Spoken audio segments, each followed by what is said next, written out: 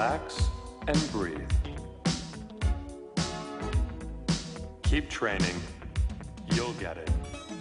Ich, ni, song, shi. Come on, everybody, train karate. Ich, ni, song, shi. Come on, everybody, train karate. Karate, train your body all the time. Karate. I don't mean to brag, I don't mean to boast, but I've trained karate from coast to coast. Karate. Train your body. I've done the kung fu, the show and rue. I even did a little jujitsu. Karate. Train your body. Well, I've trained karate around the world. I'm known all over as Karate Girl. I'm witty, I'm pretty, got the female smarts. So listen to our rap about the martial arts. Karate, train your body. Karate. Train your body. Come on, everybody, train karate. Karate.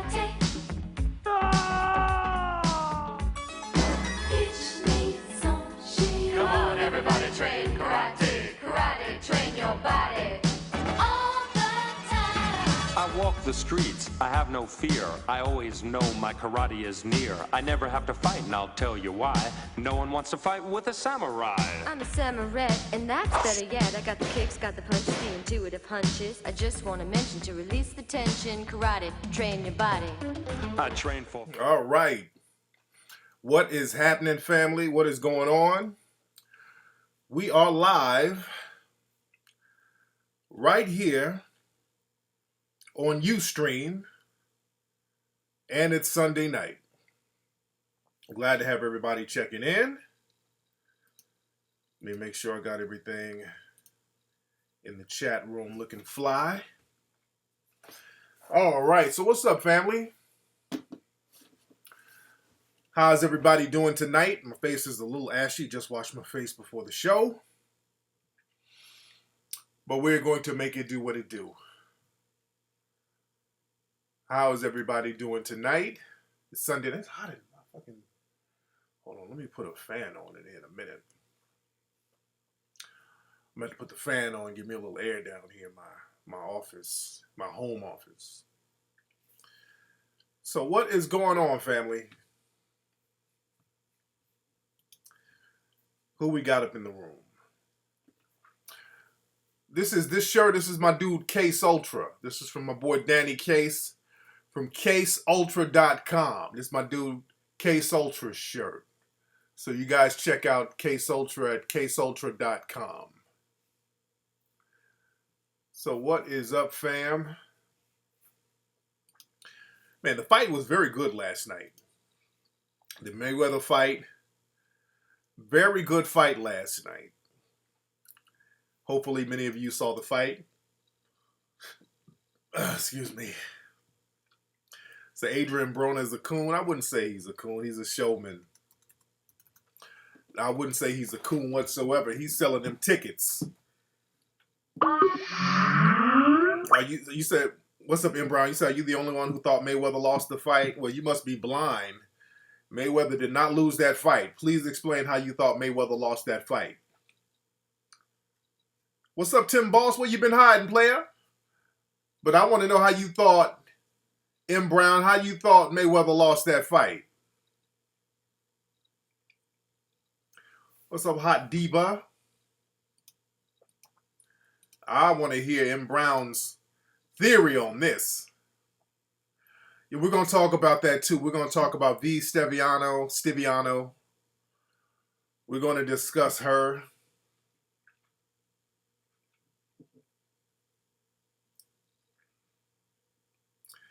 Yeah, Broner was selling tickets, man. We're going to talk about that too. We're going to talk about that too. But Broner was not cooning. He was being a showman. He knows what he's doing. Yeah, man. The dude who, what's his name? Maidana? Now, he has heart. Now, I give him that. Maidana has heart. But this dude was just throwing a bunch of windmill punches. The dude, none of his punches were landing. I mean, he was throwing a lot of punches, but you got to throw some shit that's going to count. You dig? Now, the Madonna dude, he came out strong in the first couple of rounds. I mean, he came out getting it in, but then Floyd let him punch himself out, which I knew he was going to let him do.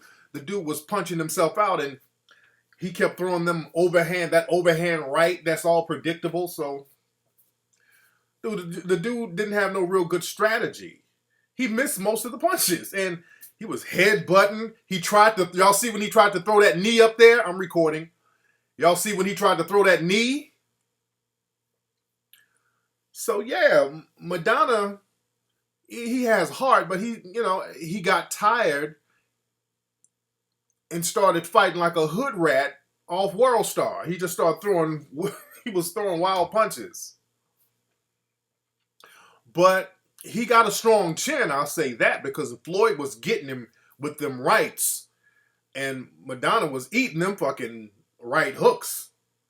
He was eating them hooks just like he was eating that little snack cake after the fight. What the hell was that he was eating? I think he tried to get him a little endorsement deal after the fight. Madonna came out eating like an Argentinian cupcake or some shit. I'm like, what the hell is he doing? They're like, put that shit down.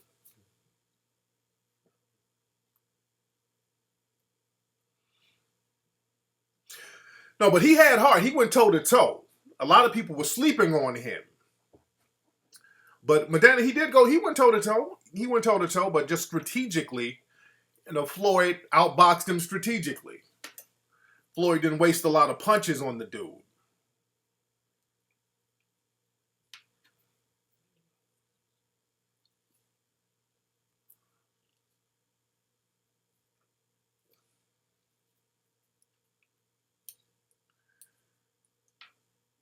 They tried to put Adrian Broner's... Well, look, for those who don't know, after the fight, Adrian Broner... Who was that guy Adrian Broner was fighting? He was fighting the Mexican dude. And understand this. Adrian Broner was getting booed all night by the Mexican crowd. And that's the thing, man.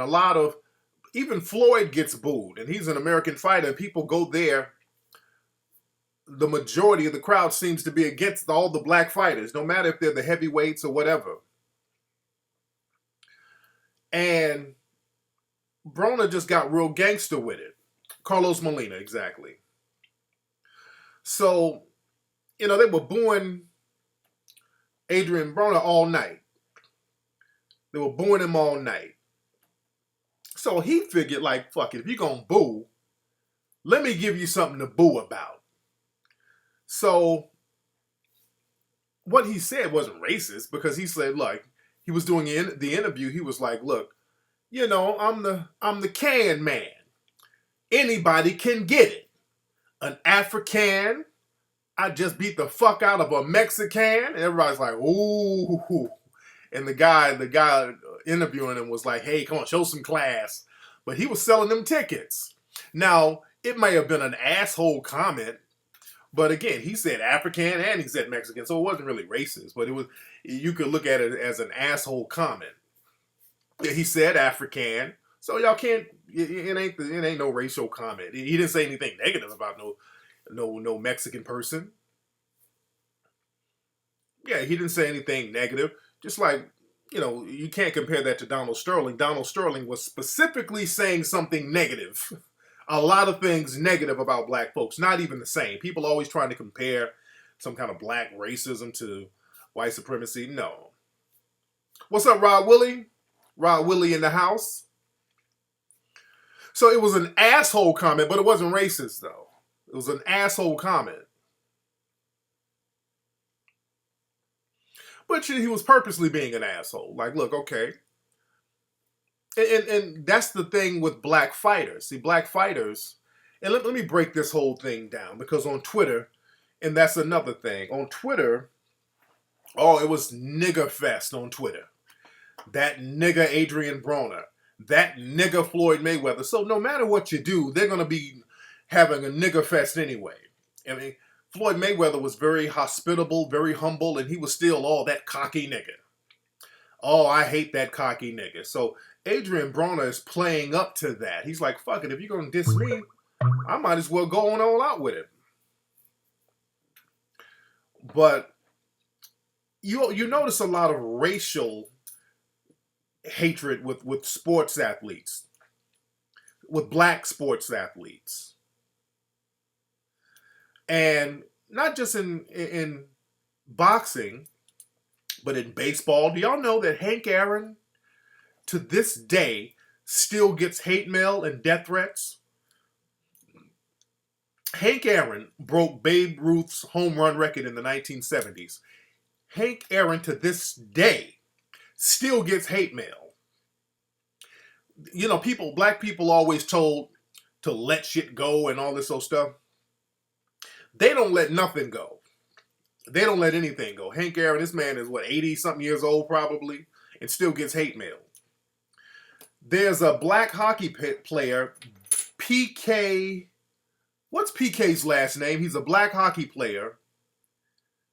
PK be beating the shit out them dudes too. He be scrapping with them. What is PK's last name? I can't think of PK's last name, but he's like one of the few black hockey players. And whenever he wins a game or whatever, it's nigger fest. They calling him all types of niggas. Yeah, Subban. Yeah, PK Subban. PK Subban, that's his name. This brother, he's winning games, and they calling him all types of niggas. So, you know, we haven't gone anywhere racially in this country. We really haven't gone anywhere. We're in the same place that we've always been. And with boxing, that's a very delicate sport. It hits a delicate spot because in the boxing ring, and I talked about this before, it's mano a mano. It's just you and that other person. You don't have the system of white supremacy to help you. So when you get in there with a black boxer, he talks a gang of shit. The black boxers talk trash. That's the only place where they can talk trash and then back up their trash talking without the immediate ramifications of the dominant society. Now, they do get ramifications outside of the ring as payback. You notice a lot of black fighters are always getting punished by some type of law. They're always getting thrown in jail for some old humbug charge as a way of paying them back. And the black fighters, you know, they take pride in that. Again, that's the only place where they can beat your ass and the system of white supremacy cannot help you in that ring. And Larry Holmes said that. And I talked about that before in the Cooney fight. He was like, look, when I get in the ring with Cooney, you can't call the police. And I knew exactly what he meant by that. He's like, when I start beating your ass, we ain't outside here in the rest of society where you have the police and you have the system of white supremacy to help you. When it's me and you in that ring, your ass is mine. That ass is all mine. No system is going to help you. And that's the hate thing there. Because many of those in the dominant society, you know that you depend on the system of racism to assist you. When it's one-on-one, mano a mano, a lot of times you lose. And this says a lot about race relations in our country. In order to thrive and to compete on an equal level with a black person, there has to be a system of inequality. There has to be a system of inequality helping a lot of people. And that's something that we need to discuss in this country. That's something that we need to discuss.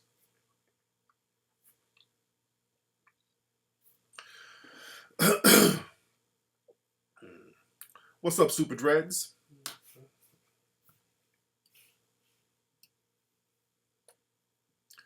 Say they just fired Mark Jackson. Why'd they fire Mark Jackson? And we got to talk about, well, you think if Floyd didn't flash as much, it ain't about flashing. So what? If you got money, you're supposed to spend your money. It ain't about flashing, dude. That's a cop-out. There's always been this thing of black men, if you got money, and if you're confident, you're always looked down upon. You always, no matter what you do, you got to literally live like a hermit if you're a black dude and you got money and you got some confidence about yourself. That goes back to the whole Jack Johnson thing. With Jack Johnson, they made it seem like he was extra flashy. He was just doing shit like a normal rich person would do. Buy nice cars, wear nice clothes. They would make Jack Johnson, when he would beat an opponent, because most of his opponents were white, they told him, if you knock somebody out, don't smile. You dig what I'm saying? It's like, look, we got to humble you. Don't smile if you knock out a white opponent. A little bullshit like that. That old insecure shit where you need a system of racism to help you.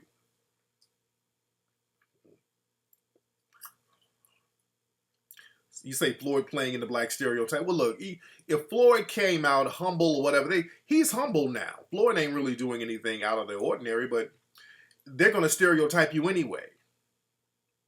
They're going to stereotype you anyway. Now, the coon, Joe Louis was kind of a coon. Joe Louis, in Truth Be Told, Jackie Robinson was on the coon train a little bit. A lot of folks don't want to talk about this. Jackie Robinson was on the coon train. This is why they'll do a movie about him and all that stuff. You know, they do movies about Ali because he was just so gangster with it, and the world respects him so much. But Jackie Robinson, remember, if you do some research on Jackie Robinson. During the Civil Rights Movement, Jackie Robinson was one of the people that they put out there to speak down upon people in the Civil Rights Movement, and he spoke out against Muhammad Ali. When Muhammad Ali didn't want to fight and he was willing to go to jail, Jackie Robinson was against Ali. Jackie Robinson had a first-class ticket on the coon train. Let's be very clear. Yes, he was against Ali in the war. Yeah, Jackie Robinson did want to be accepted. He took all that, and that's why they did the movie about him. He took all the abuse with dignity. That bullshit. And didn't Jackie Robinson die broke after all that?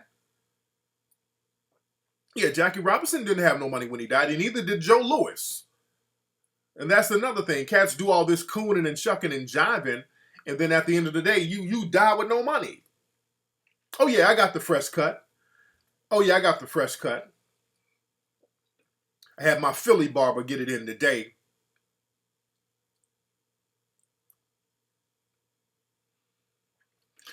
But no, Floyd is the truth, man. I love Floyd Mayweather. He's the truth. Floyd Mayweather's the truth. And he's not on that coon train. So he's not playing in no black stereotypes. Floyd is real gangster with his. Floyd, don't let them put him in that coon box. Because Floyd knows the game. He knows they'll use him up and throw him to the curb and have him broke and with no money, and they'll do him like they did Mike Tyson.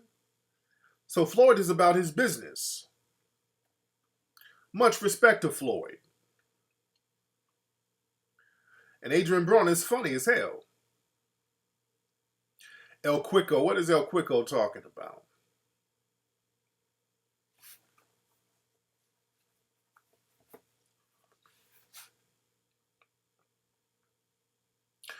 Yeah, what's up, 2D? We're talking about that in Hidden Colors 3, by the way. And next week, possibly next Sunday, or a little bit before next Sunday, you guys are going to see the new trailer for Hidden Colors 3. By next Sunday, probably before, you guys are going to see the trailer for Hidden Colors 3. The new trailer for Hidden Colors 3. We're getting it in. Yeah, I hope he does. I hope Floyd does buy the Clippers with Al Heyman. Al Heyman's been getting paper. He's a brother who's been real low-key under the radar getting paper for a long time.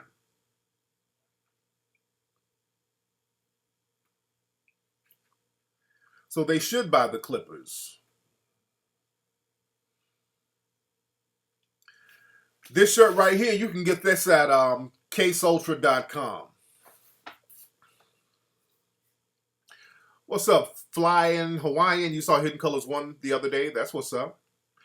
Well, the trailer ain't ready, bruh. I'm going to show the trailer tonight. That's why I'm saying I'm going to show it next week, because they're working on the trailer now. Because we just basically finished the whole film. We put the finishing touches. What we're doing now with the film, there were just a couple of minor typos that I had to send, because I was watching the final cut earlier. I got from my editor. I met up with him and I got the final cut today. There was just a couple of very minor typos that he's going to correct.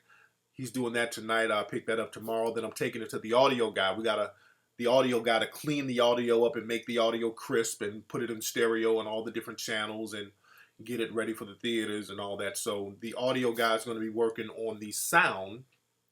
And while he's doing that, we're going to get the trailer ready. So we got it popping. It looks great. It looks absolutely wonderful. It's heavy. Yeah, it would be interesting to see if they're going to let somebody buy those Clippers. It would be interesting if they're going to let a brother buy the Clippers or a sister.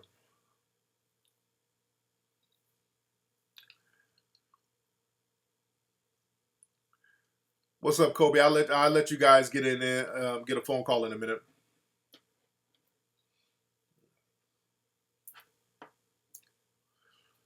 Yeah, they tried to put Jesse Owens on the coon train too. Kobe Sax Flow. I'll let you call in a minute, man.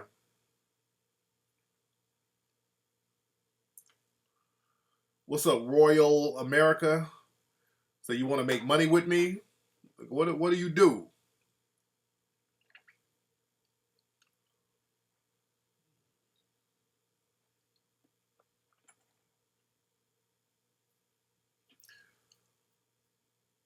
Why aren't there black owners? Y'all got to understand, man, a lot of that, those teams is part of the old boys club. So, you know, they make a lot of brothers jump through red tape in order to own those teams. But brothers are going to have to start going around that and pooling their money together and just say, hey, look, we want to own a team. We want to do this. We got to start owning this stuff. What's up, KD? So how many speakers in the film? About 15, I think. Was me, Phil Valentine, Shahrazad Ali, Khalid Muhammad, David Banner, and I think about 15. I think about 15.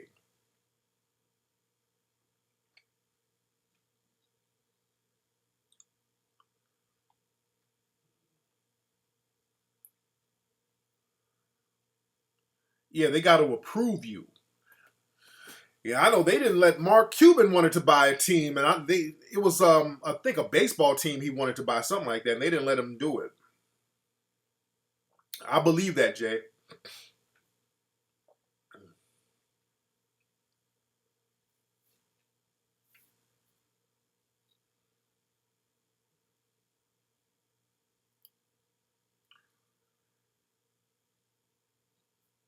So 50 said he's trying to buy the Clippers. So a lot of cats are just talking. A lot of cats are just talking just to get their name in the paper.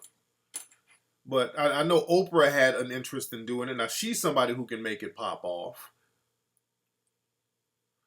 Khalil Muhammad, Raheem. Khalil Muhammad.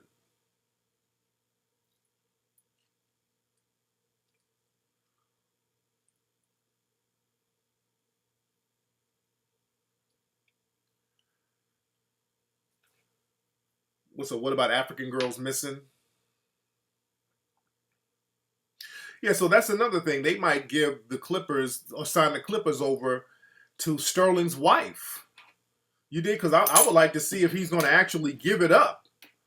Because they never said that his wife couldn't own him or his son.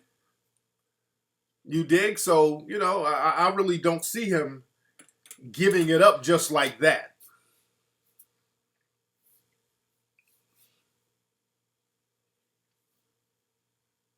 But we do need our own league too. We gotta get real serious about that.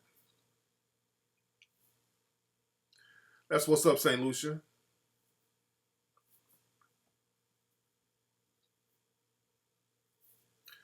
No, Nero, he's not. Say Soldier Boy trying to buy the Clippers. Now you mean some hair clippers? Well, that's so he's trying to buy some hair clippers. Soldier Boy can't afford the Clippers, the basketball team.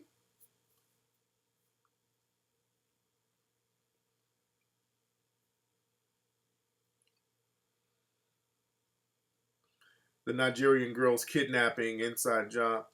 Well, there's stuff like that goes on over here. Yeah, that African girl story. Let me tell y'all something. Whenever you see a bunch of celebrities at one time promoting some cause, especially some cause over in Africa, if it's something coming from the top to the bottom, there's an agenda behind it.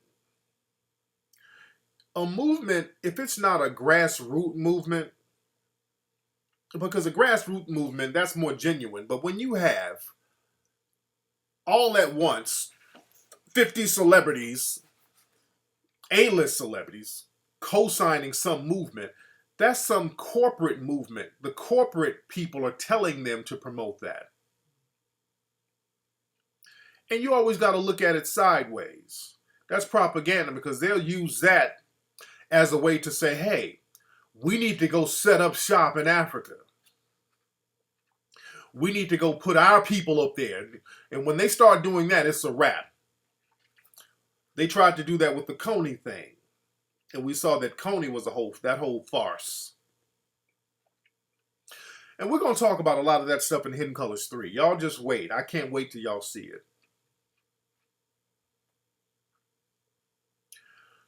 You said I got a Bootsy fade, honoring little Bootsy. I got your grandma pubic hair fade, nigga. I'm honoring your grandma's pubes. That's why I got my hair cut like this. Your old ass granny got a Larry Blackman from Cameo flat top on her cooch. And when she opened up her legs, that shit says, ow, bitch ass. Who we got? Well, I'm going to get some phone calls in a minute. Not right now. I'm going to get some phone calls in a minute. I'll get some phone calls in a minute. Man. But I can't wait till y'all see Hidden Colors 3, man. Hidden Colors 3 is off the chain.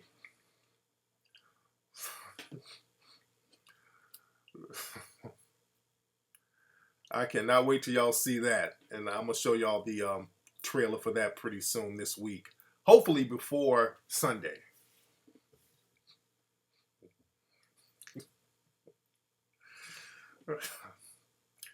Benny Thomas calling out Justice Thomas. I don't even know about that one. I don't know when I'm going to Zanzibar. I do want to go back to Africa, though. I do want to go back to Africa. Yeah, I do want to go back to Africa. Yeah, I haven't been on vacation in a long time. I've been waiting till my son gets a little bigger. He's bigger now, so he can walk around and do his thing.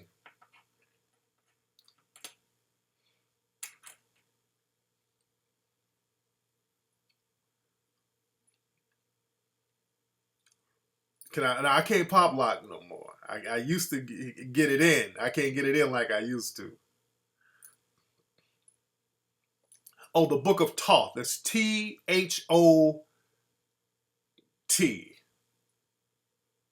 No, wait. No, T-O-T-H. That's how you spell it. I think that's how you spell it. Thoth. It's either T-H-O-T or T-O-T-H.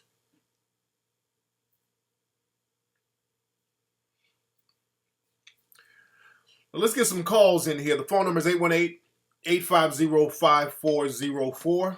Dude, why do you keep asking me if I like J. Cole? Hold on, wait. D. Cook, you keep asking me if I like J. Cole. Nigga, are you part of the damn J. Cole fan club? Why you keep asking me that? You done asked me that about 10 goddamn times. What the hell is that about? This nigga done asked me 10 fucking times if I like J. Cole. What's up with you and J. Cole, dude? You the kind of nigga, you must be hanging outside of J. Cole's house like this. It ain't my first time, but baby girl, we can't pretend that this mountain guy. Girl, tonight, whenever you in, let me take you down. I really wanna take you down. Show you. Nigga, just a moist stalker. Why does this nigga ask me the same question about a damn dude? But we gotta talk about V. Stibiano. We gotta. He said that nigga's gonna fall. Said that the cocoa butter is gonna make him slip off. But V. Stibiano, we gotta talk about Donald Sterling's Blaxican mistress. And she's funny. She's funny. Sound like she's still dealing with Sterling. And I guess she convinced him that she didn't put the tapes out. Oh, I don't know. But she was doing an interview with Barbara Walters. Now, first of all, this woman's nose job is so distracting. She has a nose job out of this world. I saw her high school pictures. She had that Janet Jackson from Good Times nose before Janet got her nose chopped up. I told y'all, man, that chick ain't really no dime. I mean, much respect to her hustling, but I mean, she looks kind of weird.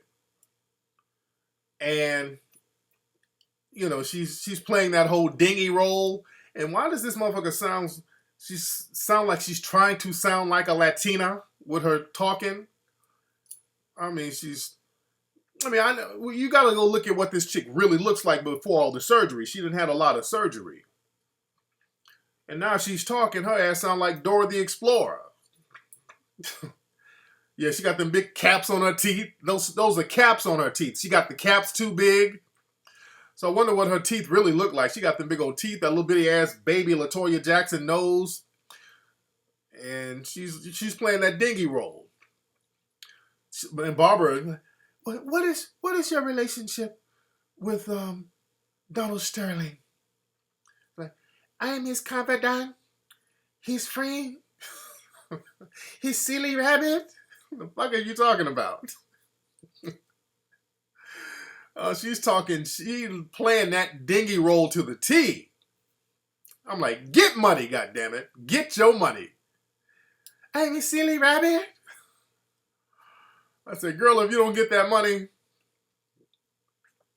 I'm his right arm hand man. What the fuck is she talking about? Yeah, that fake ass Boricua accent. She's trying to sound like a Latino. I'm like, girl, if you don't get your money. And she was like, he pays me. And Barbara said, does he give you money? Yes, he pays me. I'm his assistant. He pays me off the books. I said, okay. Yeah, she ain't saying she's doing something strange for a little piece of that change, but we know what's popping. We know what's happening. Yeah, so she's still spitting at this dude. He's not letting that pussy go. Because Barbara Walters was like, well, do you think Donald Sterling is a racist? No, I do not think he's a racist. He comes from a different time. I'm like, get money, goddammit. Get your money. She's like, I ain't giving up this paper.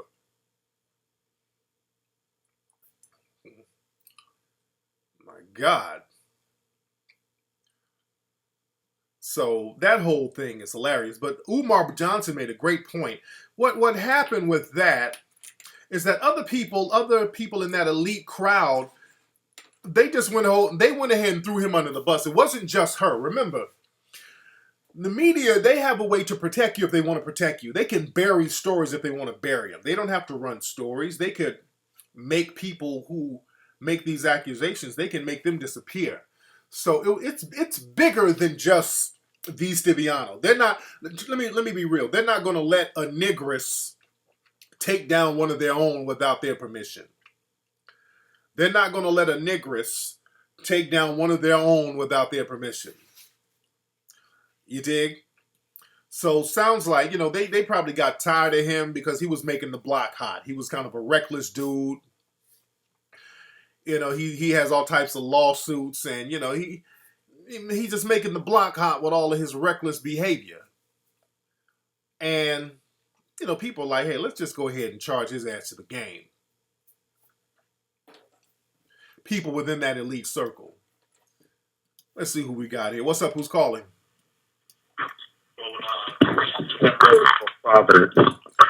Hey, man, what's up, Claire? Not much. I wanted to ask you a two-part question. Hold on, Wanted to know. man. What's your name, man? Where you calling from? Hello? Yeah, Timmy. This Tim Boss? Yeah, Hey, what's going on with you, man? I'm chilling, man. Trying to live out here. No doubt. You still out there? Where you at now? Rhode Island, still out here in little ass Rhode Island, Damn, man. you're the only brother in Rhode Island, man. What the hell is there to do out there in Rhode Island, brother? No, we big about here with the Cape Verdean population out here. Oh, okay. So what's we out here. So what's on your mind, But man? What's on your mind, man? I wanted to ask you, if you thought if we put, let's say like the millionaires like Jay-Z and Magic Johnson, let's say like they had their own bank, they put their money together and try to finance their own bank that black people could take from. Do you think that like the credit bureau would verify them? And if not, then how would they be able to hold people responsible if they loan money out and they don't pay it back? Right. I think you gotta go through like a government charter to get it FDIC approved and all that stuff. So I think you still have to go through that. We had black banks before. Remember, during Jim Crow, we had black banks, we had black credit unions, we had very successful insurance companies too. So black folks just have to have the desire to do that. We can get all that stuff.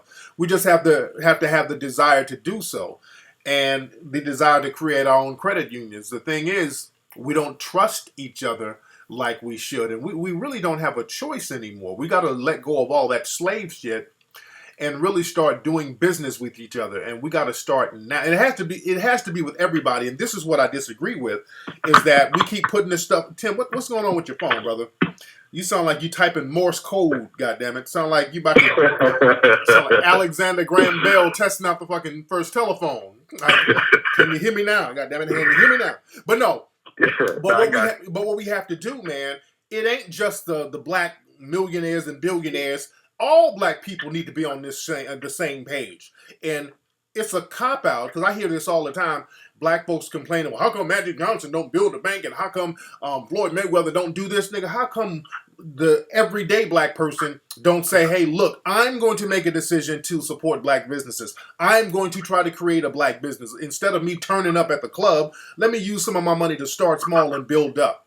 So we keep pushing the responsibility on wealthy black folks, but everybody has to be on their own accord and get busy within themselves, because that's where it's going to start. That's how it's going to get down. Sure. All right, man. Thanks for the call, Tim Beasy. Yep. No doubt. Thanks, man. Yeah, but black folks, we got to get off that. Well, Oprah need to buy us. No, stop that nigga shit. All black folks need to be on that hustle. All black folks got to be on their grind. And stop pushing it off on the next person. Because that's a cop-out. It has to be group economics. Because what happens is that black folks pretend, because let me tell you something, when black folks start talking about, well, how come Jay-Z don't build something for the community? Niggas start getting real conscious when it's somebody else's money. You notice that? When you counting another nigga's money, dudes all of a sudden turn into Marcus Garvey when it comes to some other person's money. When it comes to some other dude's paper, all of a sudden, hey, the community, our people, niggas start using those terms. But when you talk about your own money, it's all about turn up, the club, the strip joint, tricking it off, smoke, drink, all that shit when it's your money. But then you want to put on the kente cloth about another nigga's money. So you need to put that kente cloth right back on your ass when you smoking and drinking. Because that's a con game it's a dusty nigga con game that dudes like to run.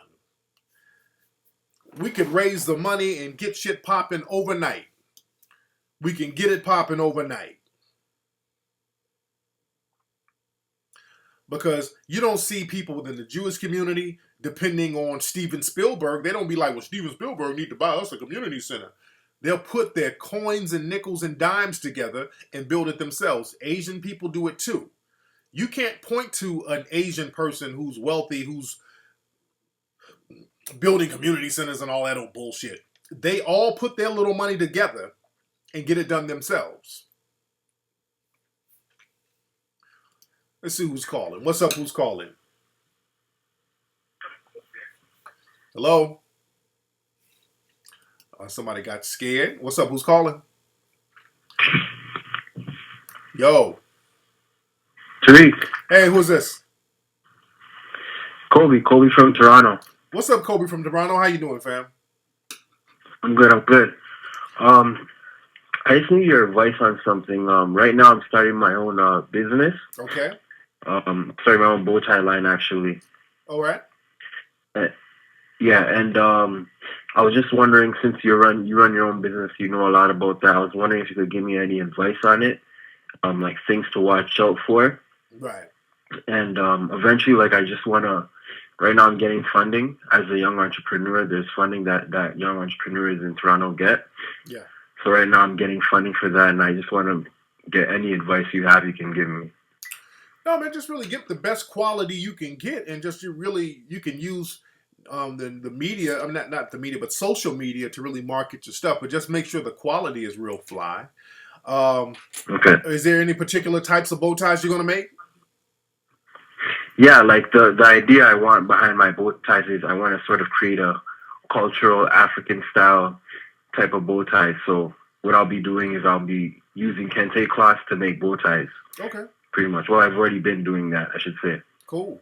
Hey, man, market that internationally, man. Hit up the African market, the European market. So, hey, really know your crowd and really work the social networking and the social media to really get it on out there, man. And you get it popping. But thanks for the call. Yes, indeed. Let's see who else we got. Hello, who's calling? Tariq. What's up? Who's this? What's up, King Flex, man? It's Carlton down here in Louisiana. What's up, Carlton in Louisiana? What's on your mind, fam? Hey, let me tell you, I was just scrolling down Instagram, and I saw the show was on tonight, and I just saw you talking about the Mayweather fight, and I called. I didn't think that I was going to really get in, man. What's going on? I'm good, man. What's happening down there? Oh, man, nothing much. The same old shit. Just a different day. Yes, indeed. So what's on your mind? Well, I want to talk about the fight. I don't know if you already talked about it yet. A little bit, but go ahead. Like, that was a pretty good fight. It was a damn good fight. Pretty good fight last night. And I think that it's hard to really judge a fight when you don't knock somebody down. Right. When you go 12 rounds with somebody, it wasn't like Mayweather was just whipping him. Right. And it wasn't like he was just whooping Mayweather either. So it was kind of hard to tell really who won. And the other little guy who fought not the one before, what's his name? Mayweather little, Adrian mentor guy. Adrian Broner. Yeah. Man, that guy ain't gonna last 3 years in the industry. Watch. He is. He's gonna end up getting caught up in some shit. No, they're gonna try to, but he's gonna stack his money up real fast, which is what he should do. He's playing up to the crowd. He's being the black underdog in the ring and all that, and people will pay money to see him get knocked out. So he knows what he's doing. But back to the whole fight, you say you can't tell who won. Mayweather clearly won because Madonna, he fought toe to toe, but he wasn't landing any real punches though. He was swinging while most of his punches weren't landing. So just because it looks like somebody's doing a lot of work, you got to throw some punches that's going to count. So yeah, my man was throwing all those wild windmills and headbutts and all that shit, but Floyd was getting them more strategically. Floyd hit him when it mattered, and that's all that matters. You got to hit them with legitimate punches. All hitting on the back and the side, and that don't count, man. In a fight, you got to be very strategic. You can't be emotional. Floyd saved his energy for punches that were going to count and make points. So Floyd did exactly what he was supposed to do. He fought very strategically. But I'm going to tell you this, though. I'm going to tell you this, King Flex. Yo. He will not fight Pacquiao. He's scared to fight Pacquiao. You think so? I don't care what they say. Pacquiao a dog. even Mike Tyson said, "Hey, look, man, Pacquiao is like my fighting style." Mike Tyson even said, Mayweather got to fight him so he can see who the best is. Hey, I hope they put that together. That's going to be the fight of the damn century. And they put that together. So I can't wait. He only got 5 more fights left in his contract. Yeah. I don't think he gonna. I don't think he might save it for the last, or he might try to, let Pacquiao do a couple more fights and get his ass whooped or something like that before he fight him. Yeah. But he don't really want to fight Pacquiao the way he is now. And everybody say, "Oh, Pacquiao lost 2 fights," but that don't mean nothing. The Patriots won all their games and went to the Super Bowl and lost. Yeah. So that don't mean nothing. It's any given Sunday. We'll see. You can lose. Hey, we'll see. I'm still rooting for Floyd. That's the homie. So I'm rooting for Floyd. He puts in that work and he's real strategic. Now I think that he slept on Madonna a little bit last night because a lot of people thought that it was going to be an easy win. And that Madonna dude has a strong fucking chin. He was eating them punches like it was nothing. But Floyd... Yeah, he was. Yeah, but it would be interesting to see them do a rematch, too, because I think Floyd will really whoop his ass in a rematch because now Floyd knows his strength. Oh, Floyd knows his strengths and his weaknesses now. So Floyd knows his style. So Floyd can prepare against his style and the guy's defense. So I think Floyd will tear his ass up in a rematch. Floyd already knew his weaknesses, but like Floyd said, Oscar De La Hoya been spending all his money trying to find somebody to whoop his ass, and he couldn't whoop his ass. No, hilarious. Poor Oscar. What's Oscar De La Hoya? Is he out here still wearing booty shorts and Daisy Dukes and shit? I lost respect for that nigga. Oscar De La Hoya was taking pictures in some damn Victoria's Secret fishnets. I said, this nigga done lost his fucking mind. All right, but thanks for the call, fam. Yeah. Oscar De La Hoya need to sit his ass down somewhere. I can't look at Oscar De La Hoya the same. Oscar De La Hoya needs to sit the fuck down. I cannot look at this nigga the same. When that nigga had on a goddamn thong taking pictures high on cocaine. Whatever the fuck he was on. Man.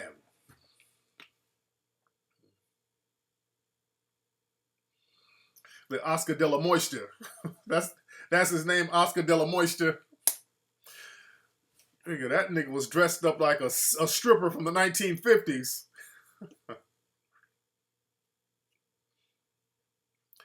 Oh yeah, we in here heavy tonight. Shout out to all the people in here. We in here over 1,000 deep up in here.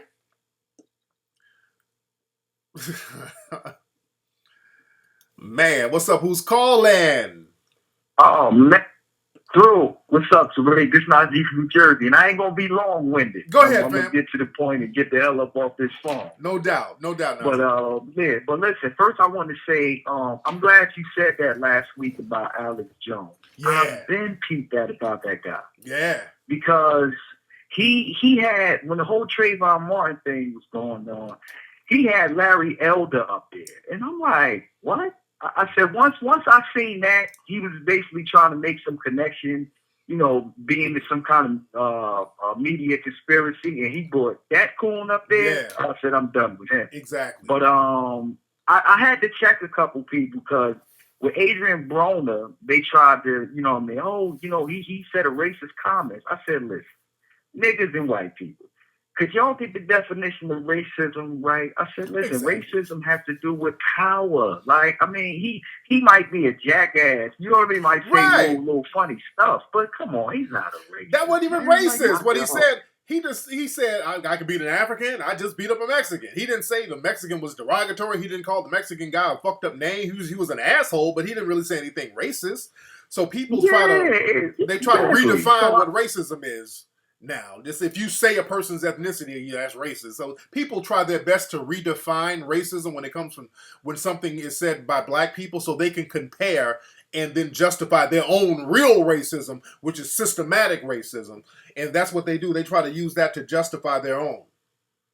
Exactly. But you know what, Tariq? It's hard to even kind of like get African Americans to understand what's the real definition of racism. Because black folks are scared. Black folks are scared. Go ahead. Yeah, with Donald Sterling, I'm going to keep it 100 with you. I was kind of I was kind of happy that that statement was, his statements was released because it was real sobering to see what like the Charles Barkleys of the world was going to say. Yeah. Like, nigga, you get up there shucking and jiving, and guys like him behind the scene look at you like a nigga too. Exactly. Like, but y'all get up here day after day defending these guys. Yeah. Yeah, it's real. That's all I got to say, man. Much but respect, listen, man. I can't wait for Hidden Colors, man. Much respect. Thanks for the call. But yeah, man, black people right now, this generation of black people that we have now are some of the most scariest, yellow-bellied ass black people in the history of America. We have some of the most timid, kowtowing black people I've ever seen. And it's such a bad look. It's really, really a bad look. What is Peanut texting me,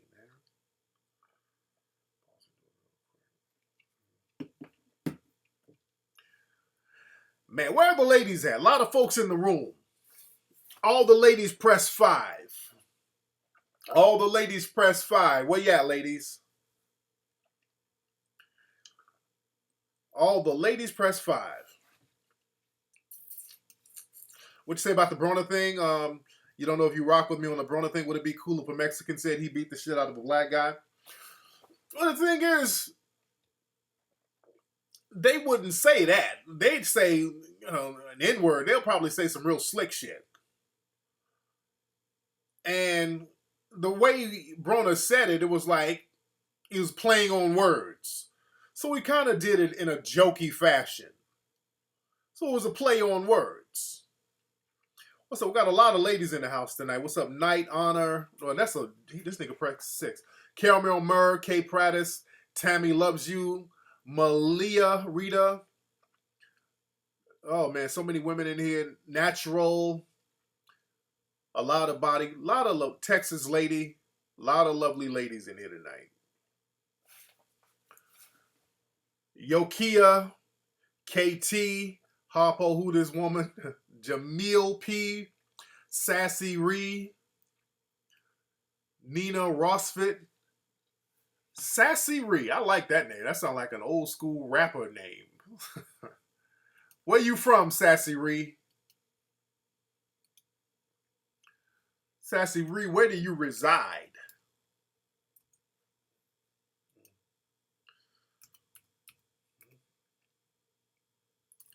Where do you reside?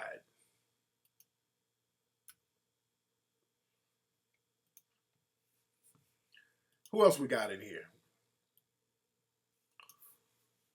Lovely ladies in the house. Morena. Who else we got?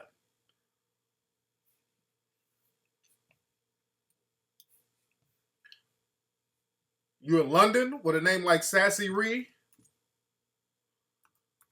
What's going on out there in London? Shout out to all my UK players and playettes out there. Shout out to the UK family.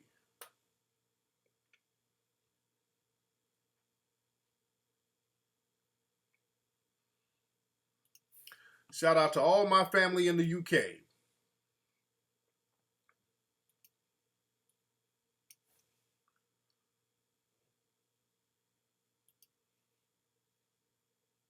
What's up, Outlaw Lion? It's the teller to call up and beatbox. I got some new cologne that I'm gonna have coming out pretty soon. The Risque Elite, we are no longer selling that. That's now a collector's item. I think we did have to get a vaccine, I think, before we left. I think we did have to get a vaccine shot because we went over to the Serengeti.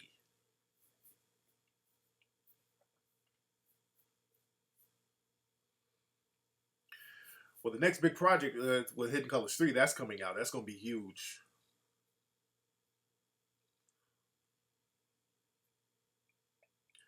What's up? What's up, Flex? Love from the UK. Shout out to Mia. I got to get out there to the UK too, man. Y'all got to get that paper right so I can come on out there and spit. I got to get out there to the UK. I don't know when I got to get out there to New York. A lot of people want me to do a lecture in New York. I got to get out there too.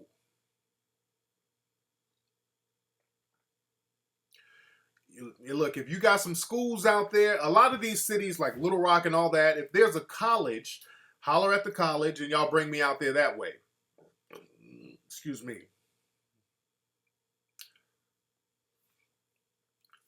Jamil P, you're in New York.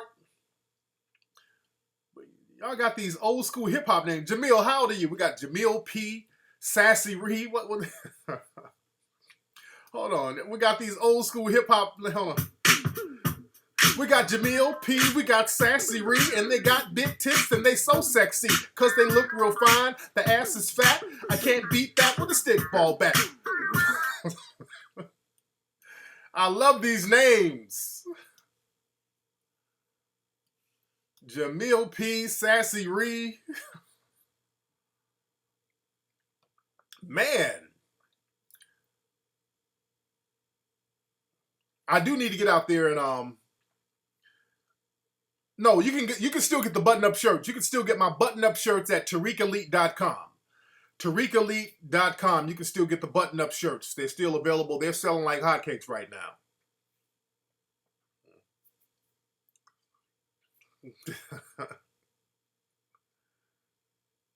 A lot of people are calling. A lot of people. Let me see who we got. The phone line's probably busy. What's up? Who's calling?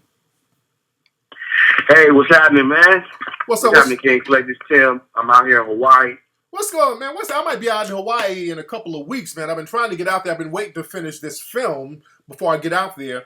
What you doing out there in Hawaii? You in the military?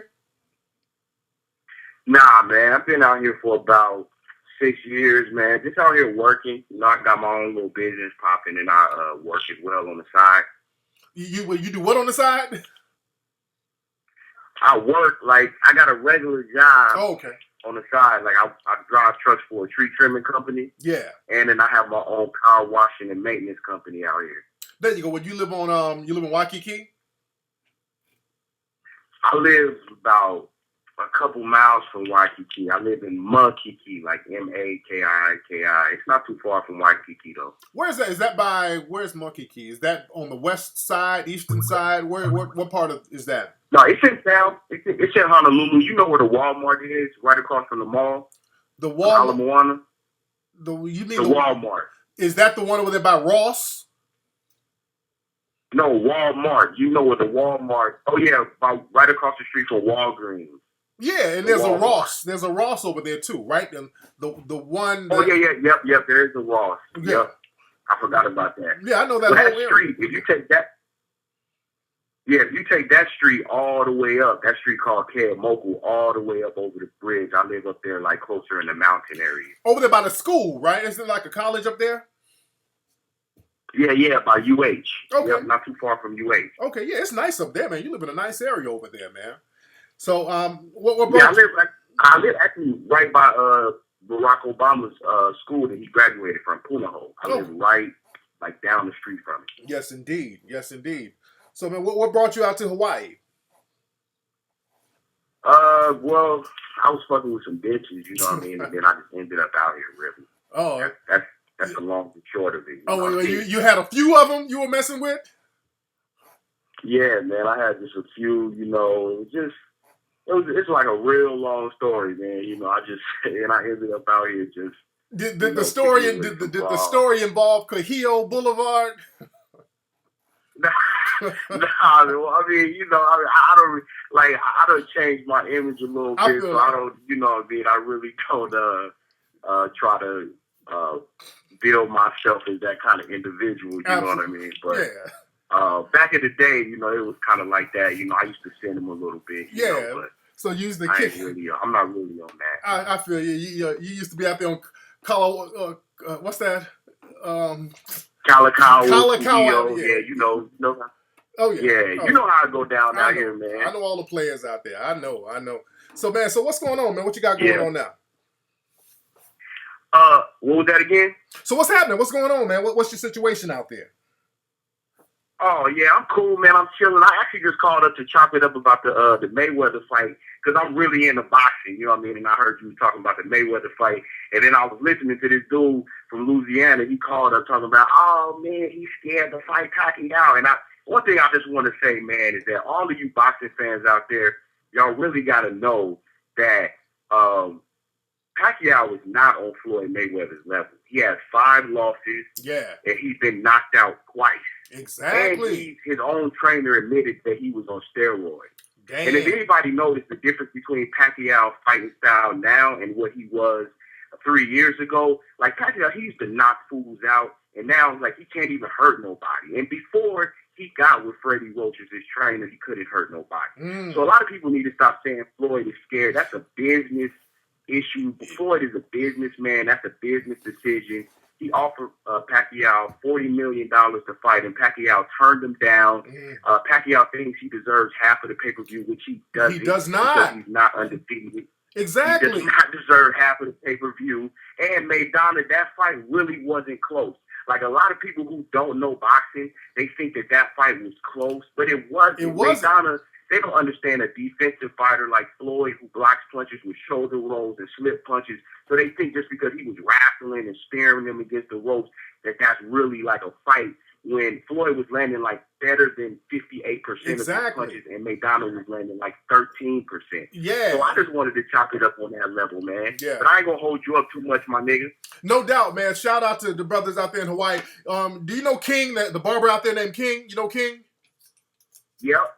I know him at the wig shop. Exactly. Tell King I said what's up, You're the only one that can cut over there. The rest of the fools over there be fucking up. Yes, nigga.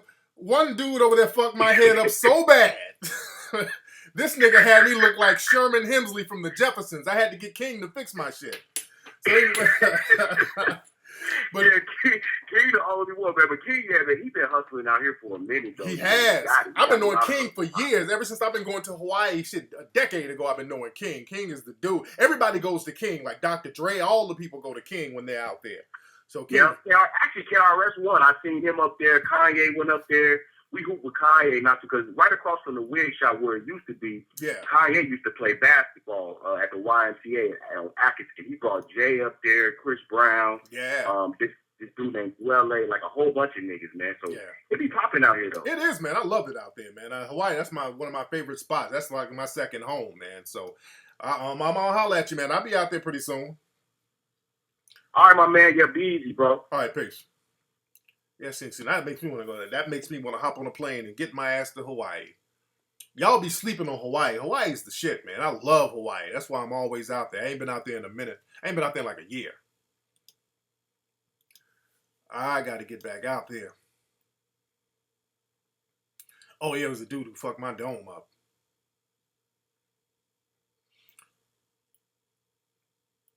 Thank you very much, Bahoke.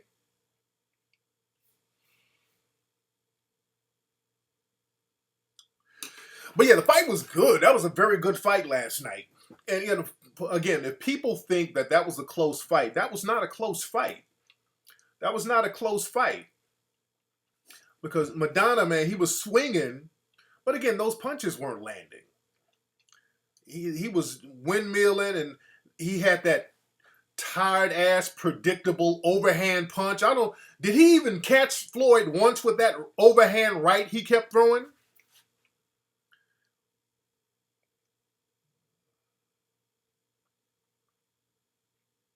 Hey, yo, my pay-per-view special, too, is available now. I got a pay-per-view special at TariqRadio.com called Are We in a Post-Racial America? Real good game. Real good game on that. Are We in a Post-Racial America? You guys need to get that right now at TariqRadio.com.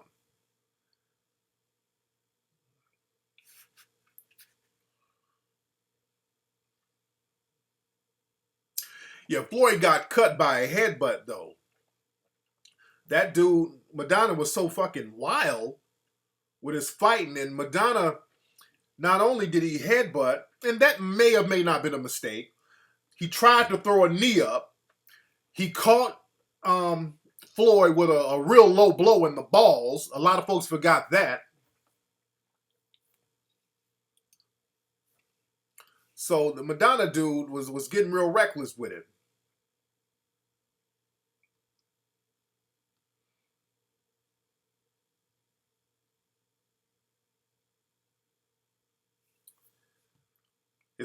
They tried to be slick with them gloves too.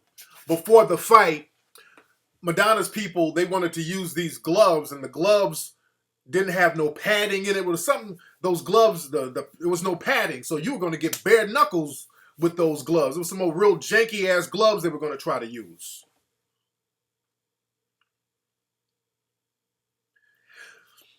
You say Floyd keeps fighting these losers. No, Madonna is a good fighter. Madonna, he was a good fighter.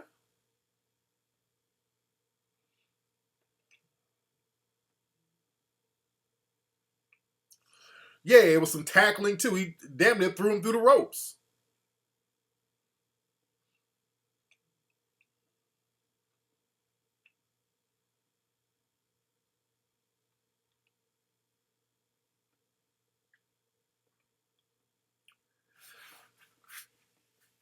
Let's see who's on the phone. What's up? Who's calling? Yeah, hello. What's up, man? Who's this?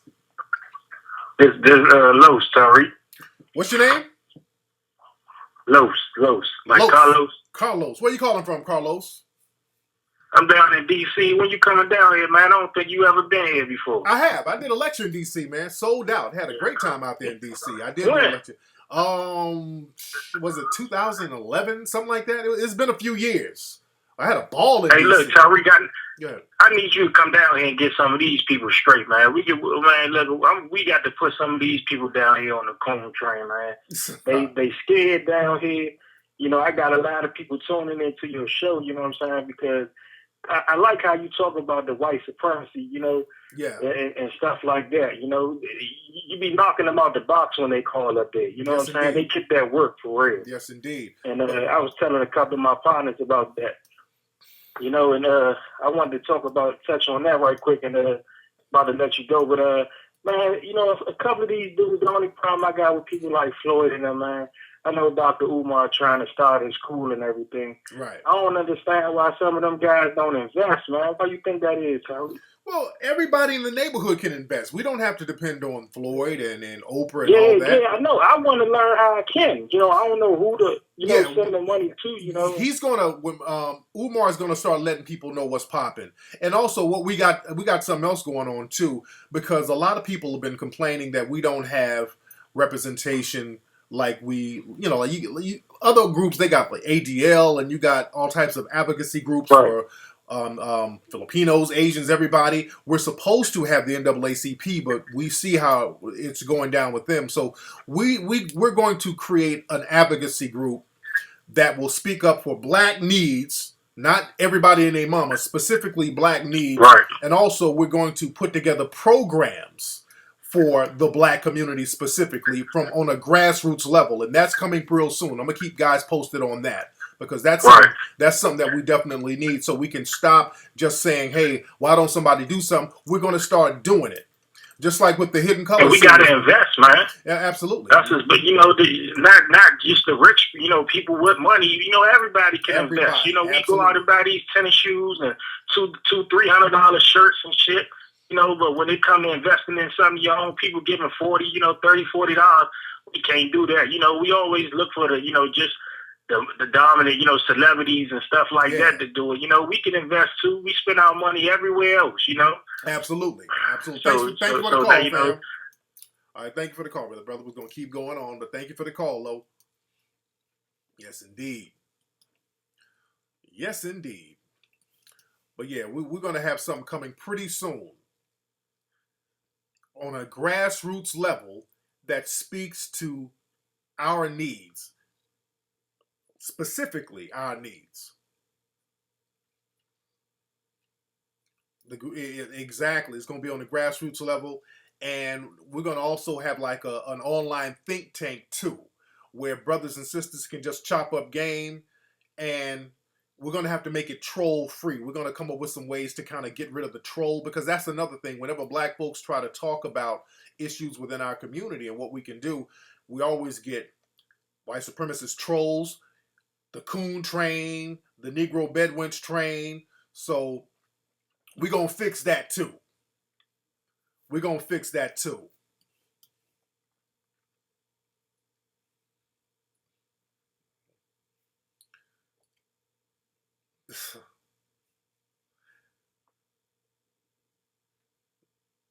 I haven't been to Little Rock to do a lecture. I would like to go to Little Rock to do a lecture. Trolls are the worst, man.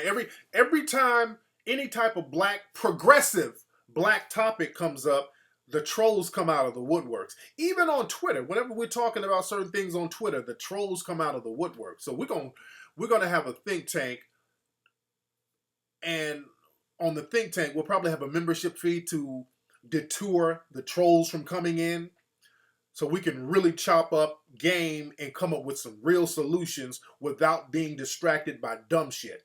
So we're working on some stuff right now, and I'm gonna keep you guys posted on that. I'm definitely gonna keep cats posted on that. And I'm talking about we're going to do real shit. We're gonna start putting together food programs, all that stuff. Oh, I know about the Coonettes, all that stuff. I ain't dealing with none of that shit. That's why the think tank part of it, that's gonna be on some membership only, so people who are serious can get down and we can come up with solutions and start executing stuff, so we don't waste time going back and forth with folks. You dig? And we're going to get stuff done. We're going to get stuff done. We're working on it as we speak.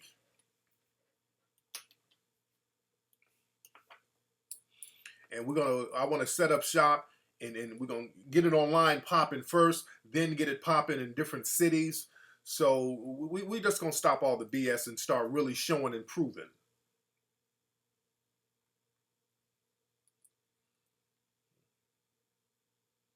Yes, indeed, Napalm. Yes, indeed. Because we can't do it. And let me tell y'all something. The trolls are going to really come out. When Hidden Colors 3 comes out, y'all ain't seen trolling. Y'all going to see some trolling y'all ain't never seen, because we going all the way in with Hidden Colors 3. I'm just warning y'all now. The troll train and the coon train is going to run the fuck off the track when Hidden Colors 3 comes out.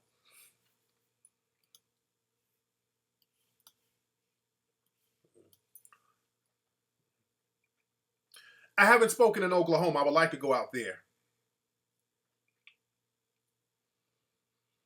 And again, I'm going to have the trailer for Hidden Colors 3 ready for you guys sometime this week. And I can't wait till Umar get his school popping. When he gets his school popping, I'm the first one to put some money on that. I can't wait till he get that popping. Oh yeah, we got Paul Mooney in it. We got brother Paul Mooney in it.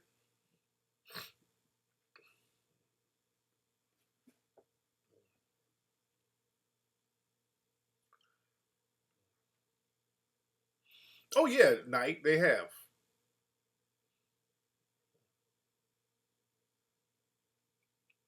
Oh yeah, Hidden Colors 3 has Paul Mooney.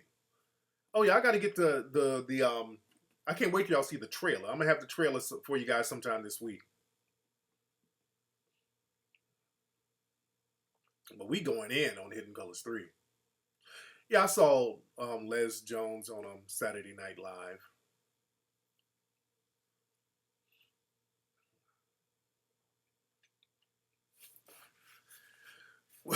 Wait, you tried to show Hidden Colors, a friend, Hidden Colors 2, 1 and 2, she says, to each his own, and racism doesn't exist no more. Hilarious. Was she black? What is she? Strawberry Kiss, is your friend black?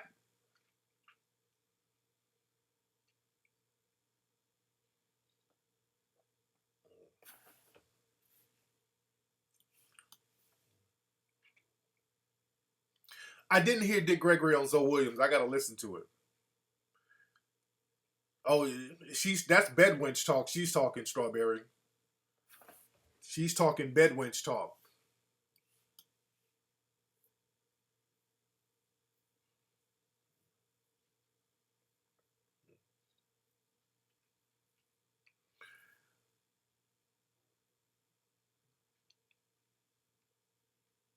Well, Sky, Hidden Colors 3, the gist of it, we're talking about really the ins and outs of racism. We touch on a little bit of history. There's a couple of segments where we go into history, but really it's going more into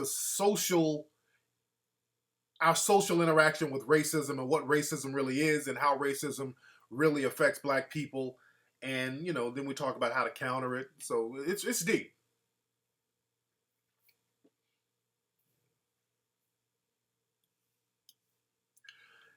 You guys can follow me on Twitter at Tariq Nasheed. If you guys want to see the trailer and you guys want to be posted on when the trailer is going to be available this week, y'all need to follow me on Twitter at Tariq Nasheed. That's TariqNasheed.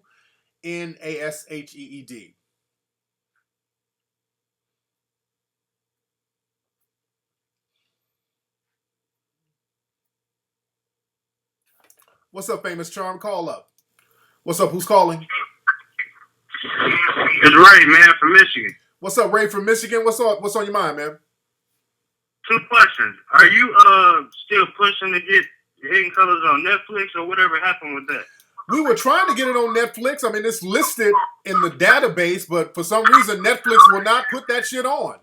I guess people got to start. Yeah, people got to start requesting it more. But a lot of people were requesting it, but for some reason, they won't put it on Netflix. So, I guess if people just keep being persistent about it, we can get it on Netflix. So, I'll put that on the folks. Right. Hit up Netflix and ask them about that. And what's your other question, bro? As far as when Hidden Colors 3 comes out, where's it going to be at in Michigan? With Detroit or what? It'll be in Detroit. It's going to be at I can't think of the name of the theater right now, but it is going to be in Detroit. Did you go see it last time in Detroit? Nah, man, I bought it off Amazon last time. I didn't even take that drive, but yeah, I'm probably going to check this one out. What part of Michigan you in? I'm in Lansing, the capital. Oh, okay. You out there in crystal meth country, goddammit. It's a lot of fucking meth. Nah, they got all kind of shit going on here. Other than that, man. Hey, man. But thanks for the call, fam. There you go.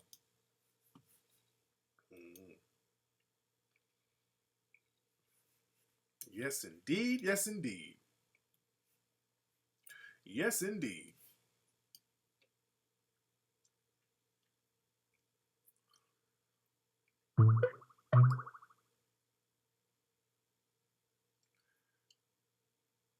Say Netflix is garbage.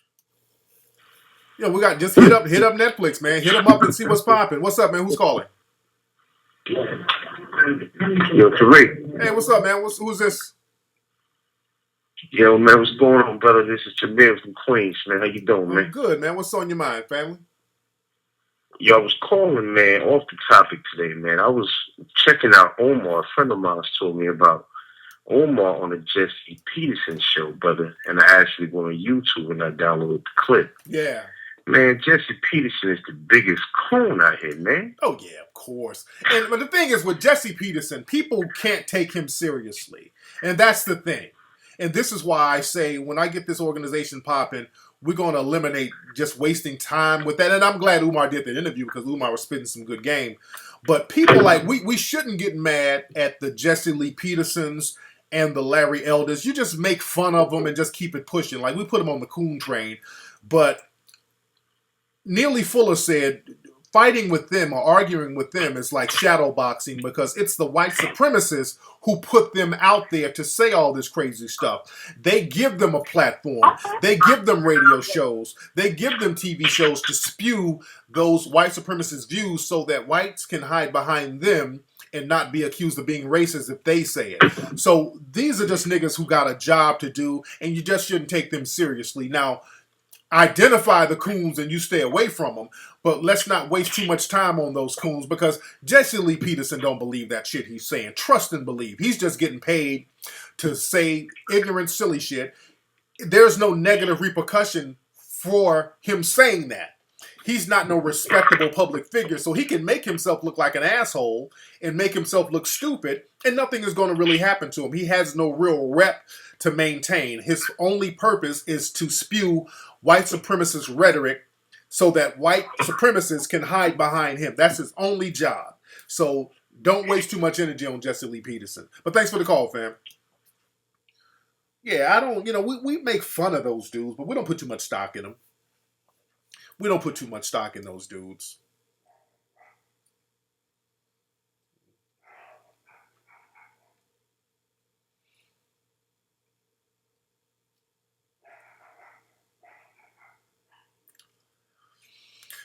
Okay, Adrian Broner, stop trolling, nigga.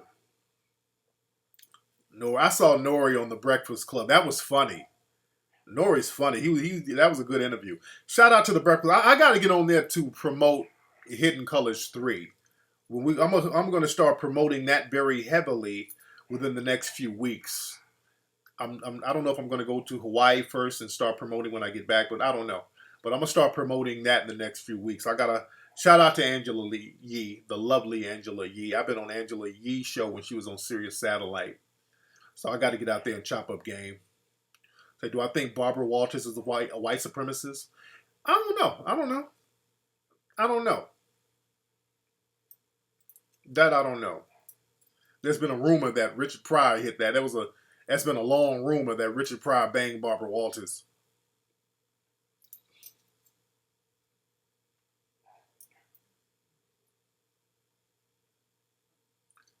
Say, would I pick cotton for $200 an hour? No.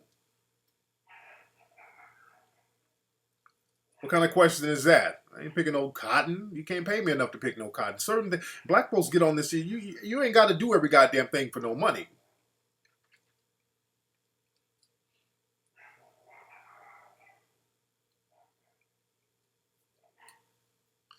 You say, why Asian kids score higher than white kids on IQ tests?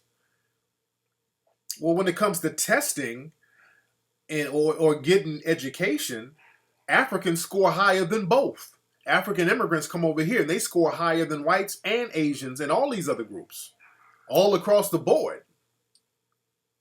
That's something they don't like to promote.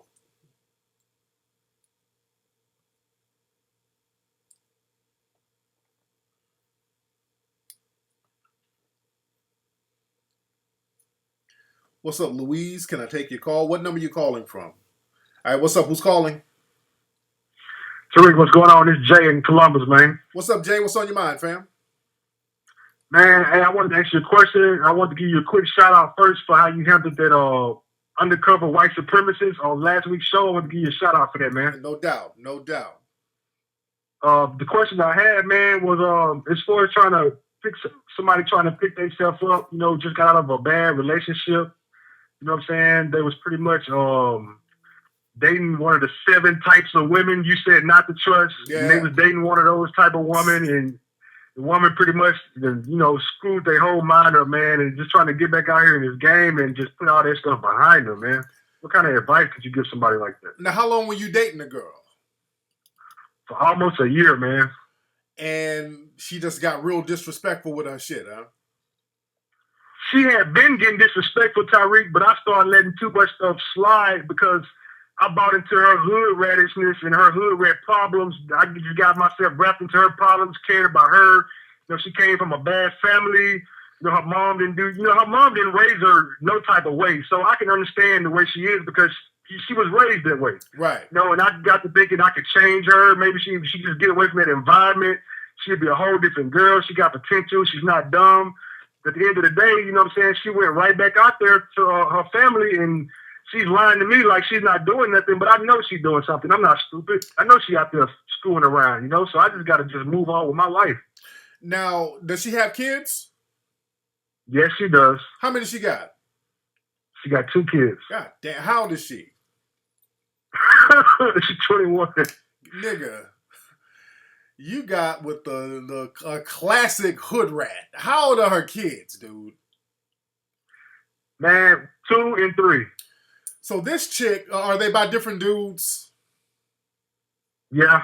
So nigga, let's recap. So you got a chick who was so irresponsible, she had 2 kids by 2 different niggas as a teenager, and then you tried to play Captain, not only Captain Saberhole, but Captain Kangaroo by trying to be the stepdad, because she gave you some of that good hood rat cooch that they always have. When they have all them kids, they know how to throw it a little bit harder. She found some simp, got you sprung, and she went back out to do more hood rat shit. So what made you think she wasn't going to go back to the streets? Nigga, you start ego macking. You thought that your ego had you thinking that you can change her. And right, man. We've been through a lot of stuff together, man, and we both was on the tip where, we was kind of, I know you don't want to hear this, but, we was both on a tip where we was kind of changing our, well, I didn't. Going to church? Are you trying to say going to church? Like that, are you talking about going to church or some shit? Yeah. Nigga. That whole, you fell for the church hustle? Nigga, Dude, let me I tell you. believe in church though, No, Tariq. I stop, believe in Jesus. stop, I believe in all nigga, that, man. stop, nigga, stop. You believe in pussy. That's what you were believing in, nigga. That pussy was your God. And she ran that whole church thing. I'm trying to get my life together. Let's go to church together. Nigga, that's old game, dude. That whole let's go to church so I can pray off my hoish ways. And you fell for it, nigga. And a chick like that, the churches are full of skanks and hood rats. That's a hard pill to swallow. Nigga, if you want some easy ass, all the players know the first place you go is the church. You can get more ass in a church than a club. You dig? Yeah, but man, you I fell only for go to the church to oldest meet hustle. God. I don't go to church to meet hoes, man. Nigga, you were praising that cooch, nigga. You weren't going to meet no God. Let's stop playing games. You talking to the. But I didn't meet her in church. I know you didn't meet her in church. I know you were going to church with her because she was running that game on you because she pussy whooped. But we didn't even go to church together, Tariq. We used to read the Bible together and stuff like that, man. You know. So y'all used to read the Bible. This nigga was Kurt Franklin simping. That's funny. But man, hey, dude, hopefully you gonna get it together, man. Thanks for the call. My nigga, I can't. My nigga was Kurt Franklin simping. She had this nigga pussy whipped and reading scriptures. This nigga was bowing down to the ass. This is this nigga right here. I thought we gave to see forever,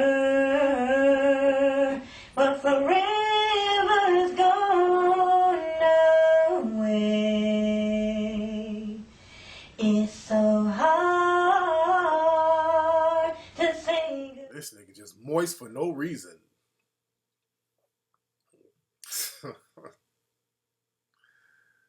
This nigga right here. Niggas, y'all finding new ways to get coochie whipped. What's up? Who's calling? Hey, what's up, Tariq? It's Jabari calling from Oakland. What's going on, man? How you doing, fam? Oh, man, not too bad, man. I wanted to ask you a question about the Mayweather fight. Yeah, go ahead. Yeah, so I follow Floyd Mayweather. I've watched a lot of his fights, and in this fight, when they show him in between rounds, it just kind of, if you look at his face, if you just look at the expression on his face, it just kind of seemed like, his mind was just kind of somewhere else. And, I followed the All Access where they do like the mini documentary about their training leading up to the fight. Yeah. And they was talking about, his fiance, Ms. Jackson, how he wasn't with her no more. You know what I'm saying? So yeah. I just wanted to get your opinion on her, you know what I'm saying? Because when I see her on the TV, she seemed like a classy broad, but she kind of seemed like she got a little bit of that, hustler mentality, like she got a little, background on her, you know what I mean? Right. So I just was trying to get your opinion on that. No doubt. I chop up game about that. Thanks for the call. But yeah, with the Miss Jackson chick. Now, that could go either way. I don't know if that was almost like a marketing ploy, a way to get more publicity for the fight. A scandal with like Nelly. I mean, that sells more tickets, you dig? Or it could have been a genuine situation. I just don't see Floyd tripping that hard over this chick. I mean, she's a cool chick, but it's just very difficult to see him really catching real feelings over that chick. Yeah. But who knows? I don't know Floyd's heart. Floyd might be, she might have some of that good gospel ass, just like the brother who got coochie whooped by the girl with the two kids. So, that can affect dude. Sometimes, because he says Floyd Mayweather said something about an abortion and all that old stuff. So who knows? But again, it's just very difficult to see, dude get bent out of shape over a chick. She's cool, but like, whatever. Let's get some women calling up. I want to hear some from the ladies. What's up? Hello, who's calling? Hello? Hello, Tariq? What's up, man? Sound like your phone ringing. Who you calling? I ain't stuck you there. All right, man. Sound like you got a snitch phone, man. What kind of phone is that? I'm calling. I answer the phone and then the shit ring again. You sound like an informant, nigga. You call up. Hey, I want to get some ecstasy pills and some cocaine. So what's up, man? What's your name? Where you calling from? I'm calling from Jacksonville. Okay, what's on your mind, man?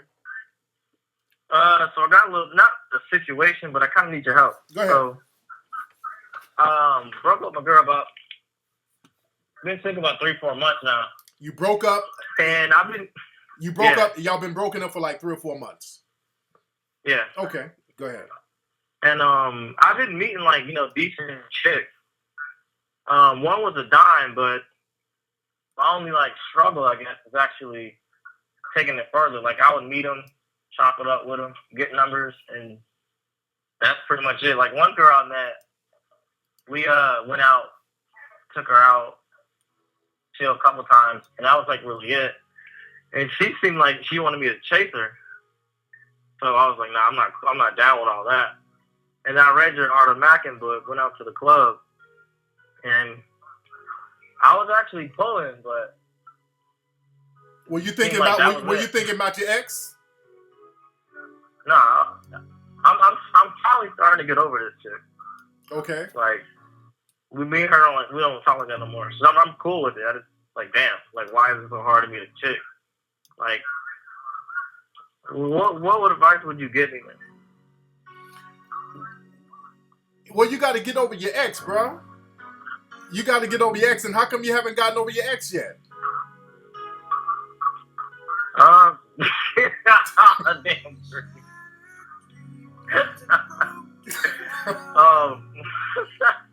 Oh, there's some music came in for you. Some music came on to help you out with your heartbreak, bro. So anyway, we dated like 4 years, and turn that music off. Oh, all right. The music goes perfectly with the way your heart is hurt, nigga. So why are you still fiending over your ex, bro?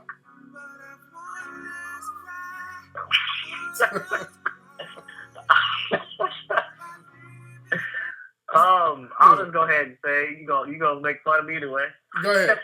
So why are you still tripping on your ex like that? What happened? It was like, I guess it was like a real bad breakup.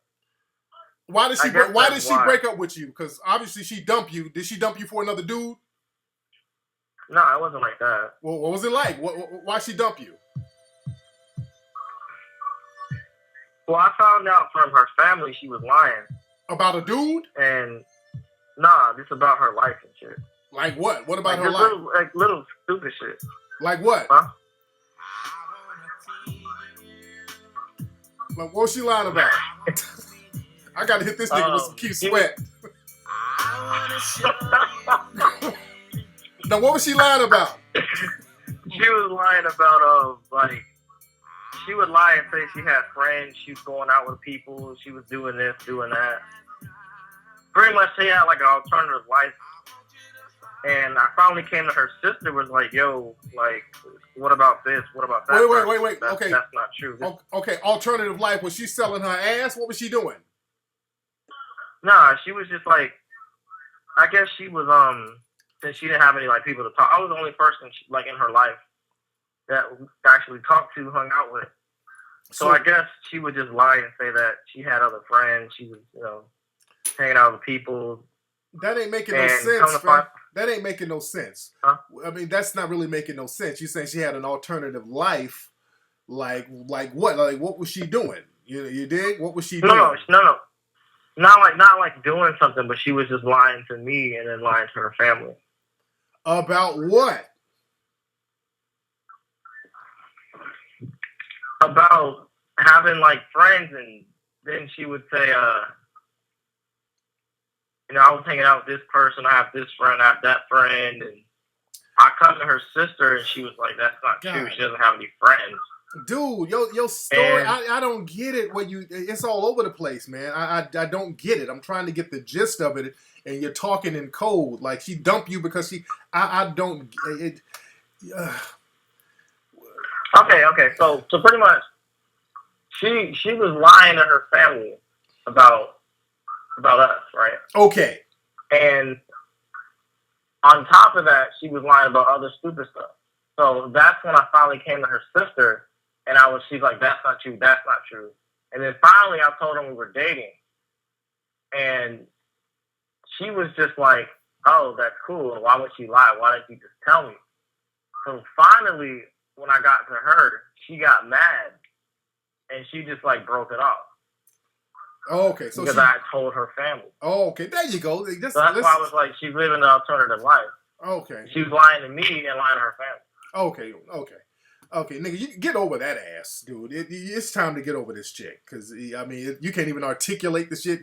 It's still fucking with you. Charge her ass to the game, and you keep that shit pushing, man. Because you letting this female, she's out probably got 2 or 3 dicks up in her mouth now. So go ahead and find you some new females out there in Jackson, man, and keep it macking. Thanks for the call. That was like pulling teeth. That was like pulling damn teeth, man. Man.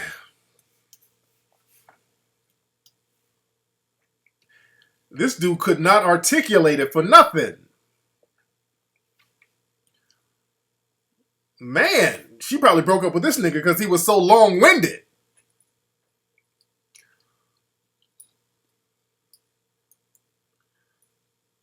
My God.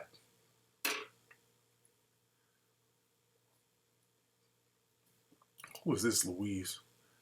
All right, Louise, call up. I want some ladies to call up. Is this a lady? Who is this? Nah, man. I'm gonna have you call up. I have you call back, fam. I'm gonna have the fellas call back. Let's get some ladies calling up. We need some feminine energy up in the room right now. Because some of y'all dudes, I don't know what the brothers aren't articulating themselves good enough. I want some of the feminine energy up in here tonight. Let's talk to the ladies. Don't forget to go to TariqElite.com to get those button-down shirts right now at TariqElite.com. What's up? Who's calling? Hey, oh snap! Wow, I'm finally on.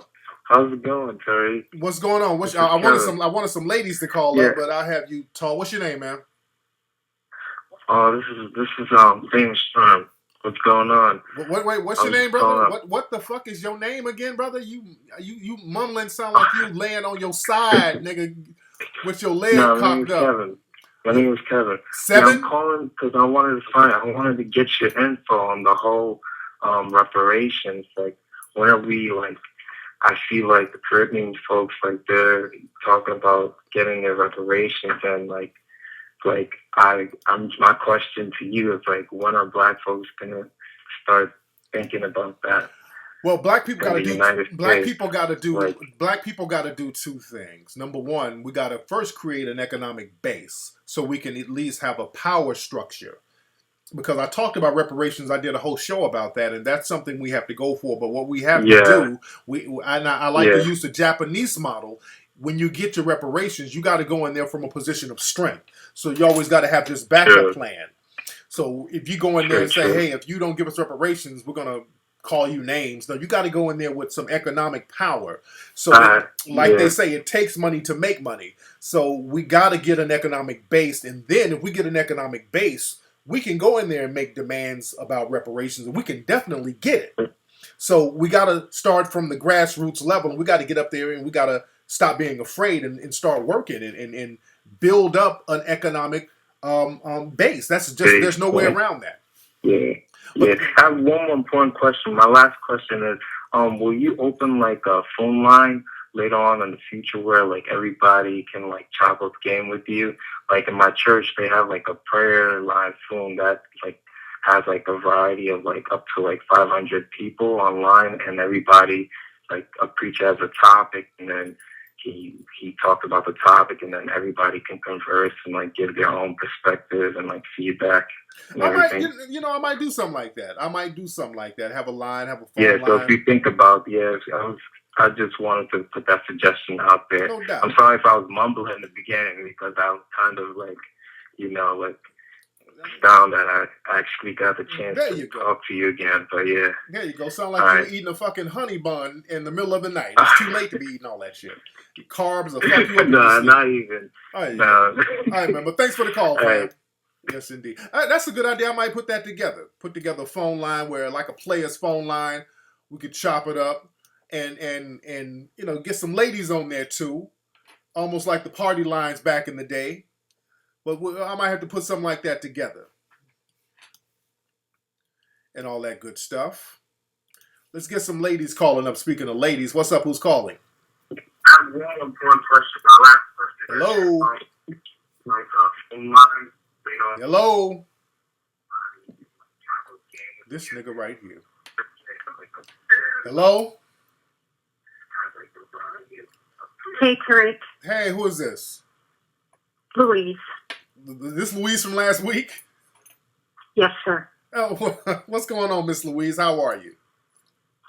I'm good, sir. I'm very good. First of all, I need to start the conversation with respect towards you. Yes, indeed. I did not offer that to you last week, and I just want to thank you for taking my phone call. Absolutely. It was my pleasure. It was my pleasure. So what is on your mind tonight, Louise? Well, it's been an interesting week. I can imagine. What kind of feedback have you received?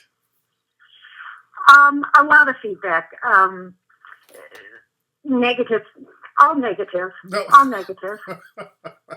That's unfortunate. Like, what kind of negative feedback have you been receiving? No, it's not unfortunate. It was people who were expressing themselves. They were angry at me, Mm-hmm. and it was an education. Okay. Yeah. It just was an education. So it's been an interesting week, and I just have to tell you that I didn't understand some things you were talking about. Such as what? Well, I didn't get to see your whole program. Okay. You used the word white supremacist. Right. Okay. My definition of white supremacist, okay, when you kept using that word on me, right, is what I see a white supremacist is that they're a flag waving, Nazi, KKK person. They wave the Dixie flag. They wave the American flag. They're militia. That's what I've been taught about a white supremacist. And and a lot of people get the misconception of that is what a white supremacist is, and that is not. Those are white extremists. That is not what a white supremacist is. A white supremacist is simply a person who believes that they are systematically or inherently superior over black people, and they put that belief into practice. That's all it is, and it can be very subtle. And you were using words that I didn't understand. And when you said that we had a debate, I don't think that it was really a debate. It was more like a massacre, like Custer's Last Stand, and I was Custard. But I actually Googled the word white supremacist because I really wanted to understand what you were trying to communicate to me. Right. And I actually had to write the definition down, right? Because I didn't understand it that way. And I have to say to you that I'm glad that you use the word white supremacist, right? Because it is insidious. You are correct. I actually listened to your whole broadcast for that evening. Right. It is insidious. It is a cancer. Mm-hmm. And yes, sir, I would have to admit, based on that description, the belief that white people are superior to those and all other races, especially the black race, mm-hmm. and should therefore dominate society, my father was a white supremacist. Mm-hmm. Mm-hmm. I 100% agree with you on that. In reference to Mr. Sterling, yeah. I use that term loosely with the Mr. Right. Because you can see why some people, now Louise, you can see why some people were probably upset with you, because listening to the interview from last week, it sounded like you were somehow making some excuses, or you were being light on Donald Sterling. Let me explain something before we get into that. Right. Yes, it sounded that way, but here's one of the reasons why. I didn't know that there were more than one tape. I heard a little blip. Right. And, of course, that was released by the media. I did not hear, and you were throwing things at me that completely threw me off, and I was very, very quiet. And at one point I even said to you, did you say those words, or did he say those words, or are you putting those words in his mouth? Right. And I didn't hear that other tape where he said, or they asked the questions about white and black Jews, and he said that black Jews were treated in Israel like dogs. Right. I didn't hear the parts that he spoke to her. So when you asked me, did I hear what he said? I did, but I didn't hear the most important part of what he said. Right. And in that deference, I apologize profusely. Absolutely. Mr. Sterling is a white supremacist. He is of the worst type. And I face white supremacy in my life. We all do. Unfortunately, for people of color, you're right, it does affect their life in a very negative way. Absolutely. I just want to say this. And you cooned James, and you laughed at our relationship. That made me very angry. It is because of him that I was even listening to you, because he respects you. Right. He's exposed me to Farrakhan. He's exposed me to Dr. Umar Johnson. Yes. He let me watch the documentary. He said, "Louise, you need to see this. You need to see about Tulsa, Oklahoma, and what happened back in 1921." Did you see? So you saw my movie. So you saw my movie Hidden Colors 1 and 2, or just 1? Which one did you see? I didn't see your movies. I saw the show on Tulsa. I don't believe it was yours. It was a documentary done on PBS or something. Okay. You got to get my movie. And I do. I'm believe me, I've been writing down some things that different broadcasts that you have that I'd like to listen to. Yes, indeed. But you judged us, and I feel bad that I represented myself so poorly. Okay. I can't change white supremacy. I can't change racism. All I can do is, in my own little world, in my own little life, when people walk into my business or I meet them on the street, that I make sure that I make a difference there. I wish I could change it. You can. You're right. You can. You know what, you can, because a lot of people, they say, well, I can't do anything about it. Sterling even said that. He was like, it's just the culture. I can't do anything about it. Well, you can do something about it, because if you're not practicing systematic white supremacy, what you can do, especially you, Louise, because you're laying up with a black man every day, you can tell us who the white supremacists are. And the thing is, a lot of people in the dominant society, that's something that they refuse to do. A lot of people make excuses for hardcore white supremacists who they know are practicing systematic white supremacy against black people. A lot of times those in the dominant society, they create a sanctuary for them, and they don't really out them. They make excuses for them because some of those white supremacists are some of the people in their families. So when we start saying, hey, we're experiencing racism here, we're experiencing white supremacy, a lot of people who say that they're good, decent people, they keep quiet and they kind of go along with the program because they feel like, well, I can't do anything about it. And also, I'm getting a couple of crumbs off that table too. And if you're going to be against it, be all the way against it. You understand what I'm saying? I do. Yeah. I do. Yeah. I think that, unfortunately, white supremacy is, that's why I like the word that you use. It is so subtle. Yeah, of course. It's done in such secretive manners that I don't even think that even white people, such as myself, really recognize what's really going on in society. And until I heard you talk and I listened to your whole broadcast, right, I started to get an understanding, and I have to give credit to James for that, because he set me down. I didn't want to hear it. I knew I had blown it. I knew I did not get my point across. Yeah. I babbled. I was thrown off by what you were saying. I didn't understand. Right. And yet he made me listen to your broadcast. he wanted me. He said, "Do you get it, Louise? Do you get why they're angry at you? Do you get what you were saying?" Right. Now, where's James? And Let me talk. I want to talk to James real quickly. Put James on the phone, please. he's not here. No.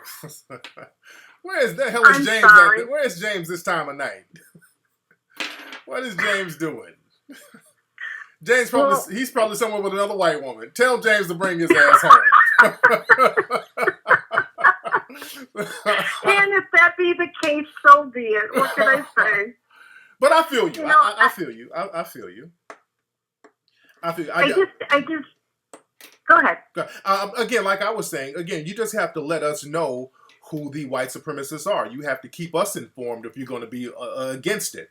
Again, when people become a certain age and you get certain benefits, a lot of times it's very difficult to give up. We talked about that in Hidden Colors too. It's kind of difficult to give up those little extra perks because life is a bitch. And if you can get one up on somebody based on a color privilege, why not get that? But again, if we're going to be in a system of justice, you got to say, okay, look, that ain't cool. We got to be fair and square, because if you get that perk and if you're down to get those privileges, you got to be down and you got to receive the criticism from that. So when people are looking at you sideways saying, hey, wait a minute, you seem like you might be a suspected white supremacist, that's something you got to deal with. So people in the dominant society, you can't have one without the other, because getting these unearned privileges, you don't want that look from black folks. You don't want to have that suspicion there.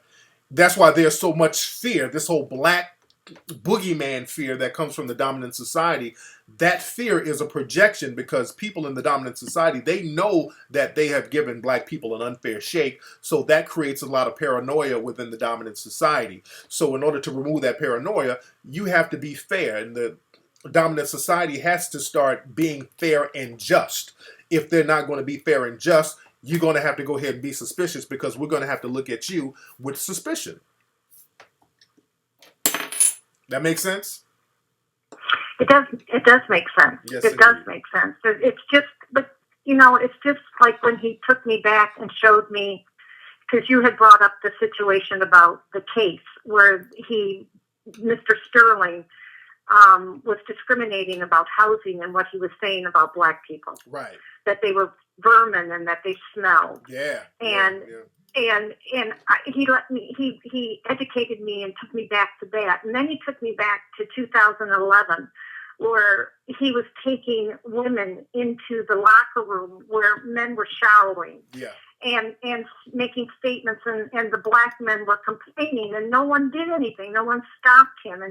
And he was saying, well, look at these beautiful black bodies. Look at these beautiful men. Right. I mean, if ever that spoke of being a Mazza, that's what they did back in the slave days. Exactly. And I don't know, maybe you can answer this for me. That just sickened me. And my question is, where was the outrage back in 2011? Why did everybody wait till now to speak out?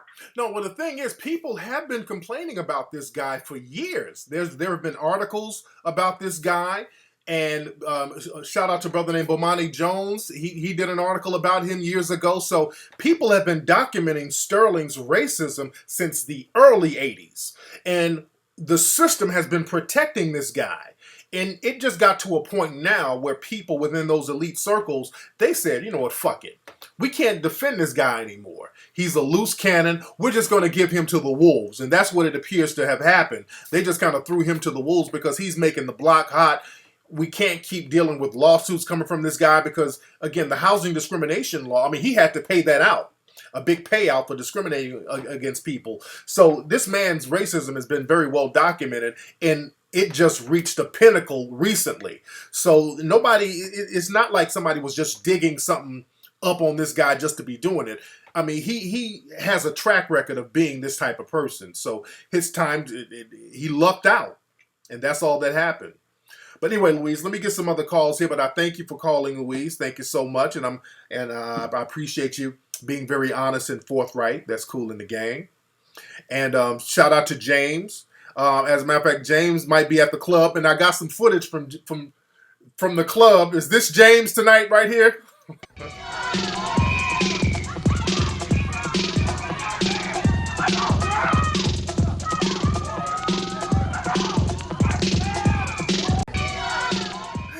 James is at the club getting it in. James said, shit, I've been with my white lady too long. I got to go around some black folks and dance. Yes, indeed. Let me get some more ladies to call up. What's up? Who's calling? Hey, what's up, Tariq, man? This is James from Vallejo. Oh, I'm going to have you call back up, fam. I want some ladies to call up. I want some ladies to call up. What's up? Who's calling? Hey, what's up, Tariq? All right, I got to have you call back, fam. I want some ladies to call up.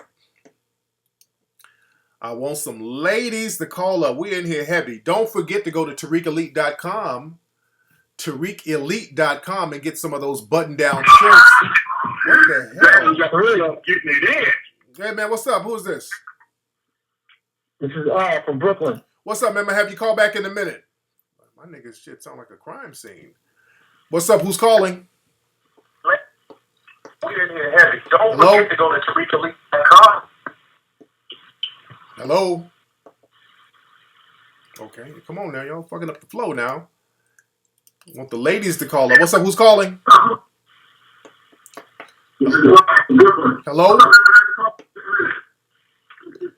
Okay, people, y'all got to stop listening to your computer. Stop listening to the computer and listen to your phone. It's the phone and the computer throwing you off. What's up? Who's calling? Hey, what up, Tariq? It's Tucson. I'm on the chat board. Okay, so I'm going to have you call back, fam. All right. Ladies only. What's up? Who's calling? Yeah, Tariq, it's Al again. I got to have you call back, fam. God damn. I just said call back. This nigga, I ain't mean call right back. God damn. Call back later. Nigga, call right back. Hello? Yes. Hello. Hey, who is this? How are you? Hey, who is this? This is Desiree. Hey, Desiree. How are you, love? I'm fine. I'm calling tonight to get your advice. Okay.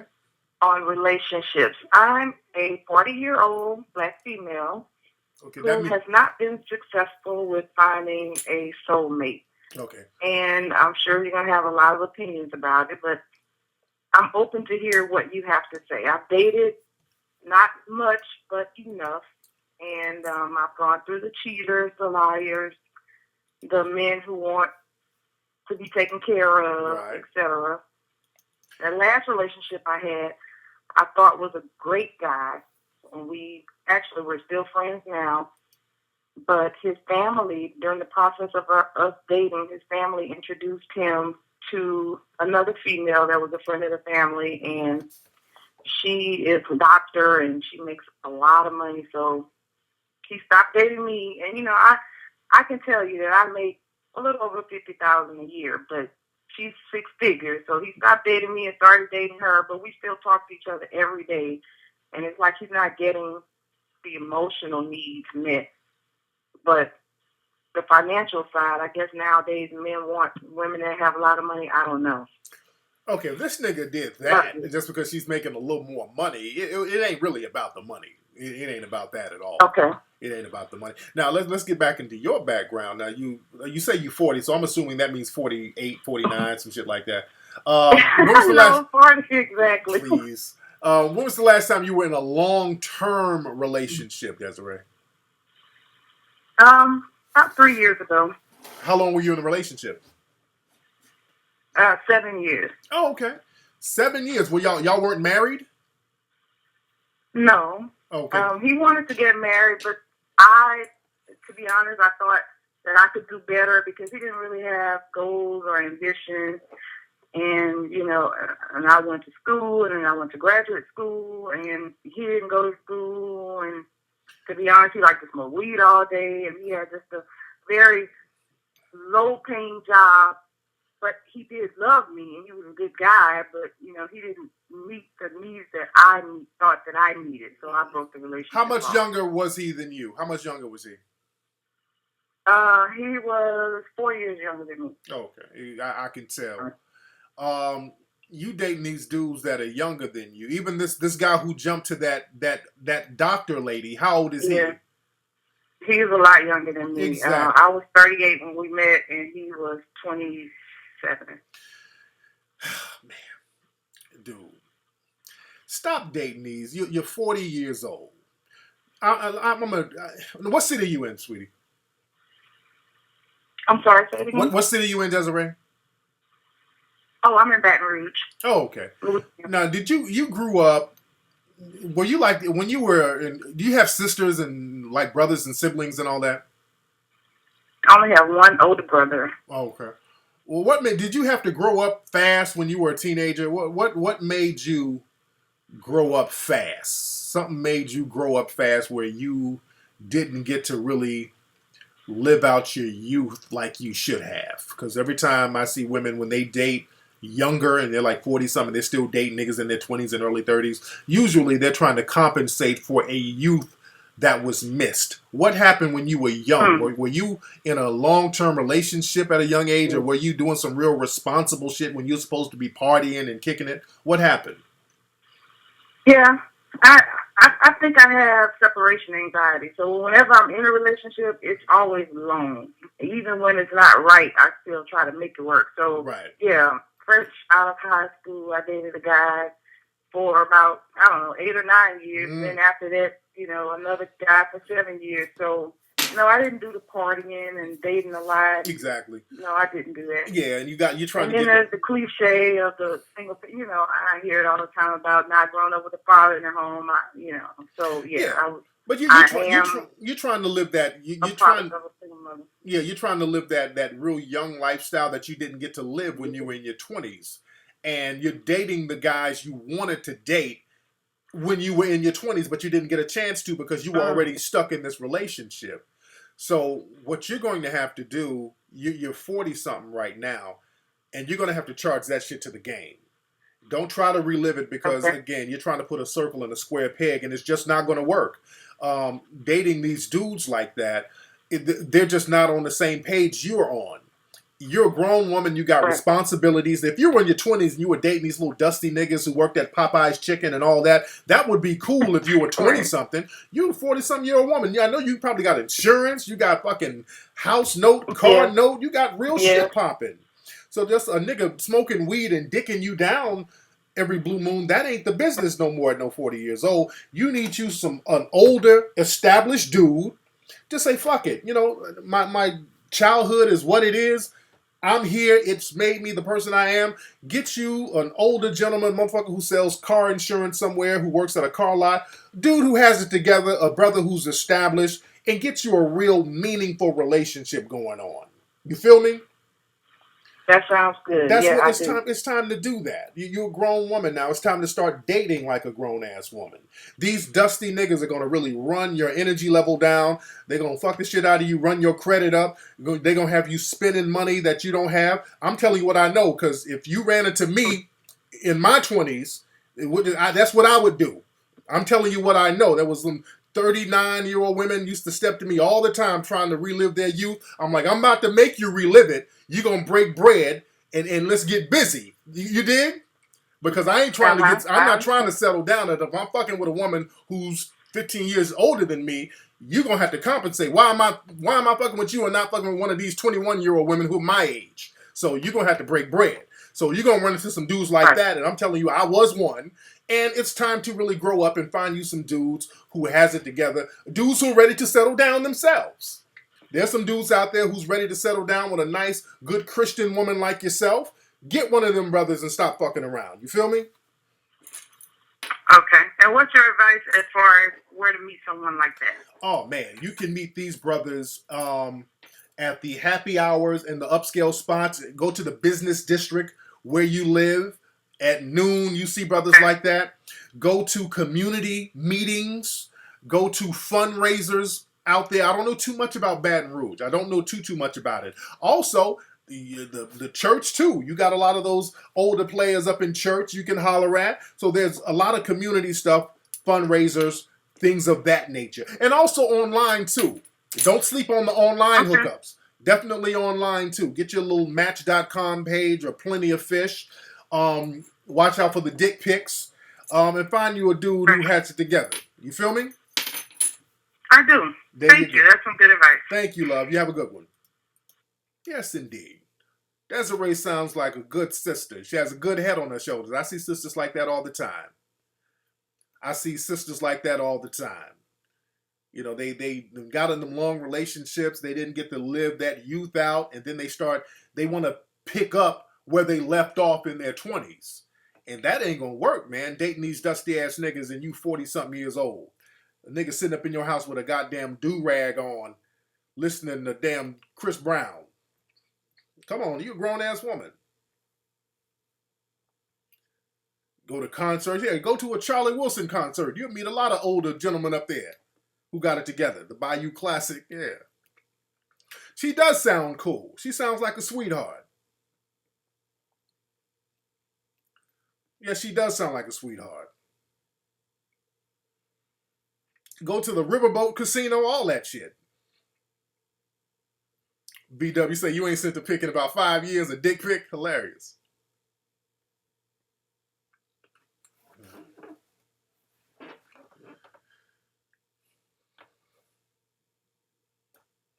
Yes, indeed.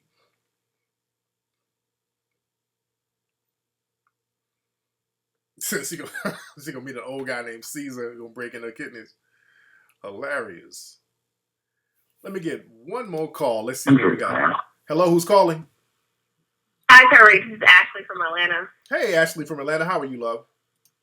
I'm good. How are you? I'm good. What's on? How old are you, Ashley, by the way? Well, I wanted to call in. I've been wanting to call in all week. Ashley.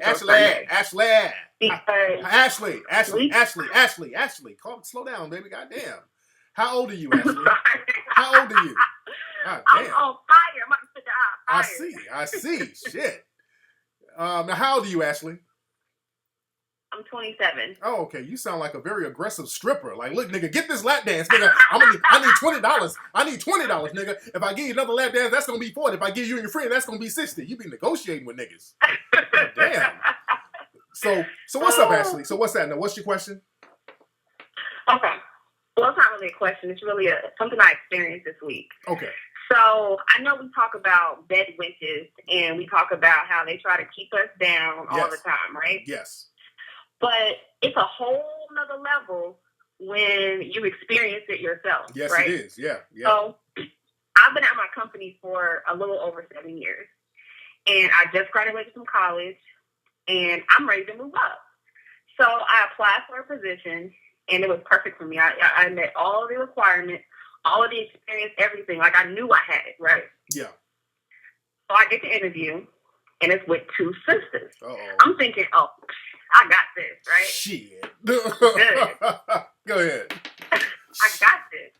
So I'm in there, Tariq, and I'm spitting out hot fire. Like every question I prepared for a week and a half. Every question they coming at me, I'm like, I got it. You know, I'm nailing it. Yeah. Then one of the chicks, this nappy-headed bitch, she's gonna say, well, you know what? You're a great fit. You know how to sell yourself. You are very well articulate. They kept saying this. You're very well articulate. You're very well spoken. You're very well put together. They both kept saying this. And so I'm waiting for the but. Yeah. And they're like, but we don't think you'll be a great fit for this position. Hilarious. I'm looking at them like, did you not just hear me this last hour? Did you not read over my resume? I've been here longer than you, right? I've been here longer than the manager. I know the hiring manager, but this other chick, she knew, the one that's grilling me with these dumbass questions, talking about I'm going to be a great fit. So she starts to explain why. Well, I don't think you'll be a great fit because, you know, we're looking for someone that's more technical and you're more numbers. And she's kind of looking at the other black chick that comes like, come on, bitch. Like cosign. You know. Like cosign her bullshit. Exactly. Right. And so she says, well, what do you think? So I spit back that hot fire, you know, to put it back on, because you put it on my lap. Let me put it back on your lap. Yeah. And so then she says, well, what procedures do you know? And I'm looking at her like, bitch, we in another department. I know my procedures. I don't know yours, but I know mine. So she's just asking you really dumb questions, you know, that don't really have any substance. So then the other chick, like, so then the other chick is like, you know, her boss is like, well, you know what, Ashley, you're very well put together. Again, You're very well articulate. You can speak very well. You can sell yourself. But I think you would be perfect fit for another department. Oh, wow. I'm looking at, and she tells me the department's name, and I'm like, I applied for your department. If I'm such a good fit, why don't you want me? Why you want to push me off on another department? Now, Ashley, what do you look like, Ashley? What do you look like? I'm 5'9", and I am athletic, and I'm dark skinned, and I have weave.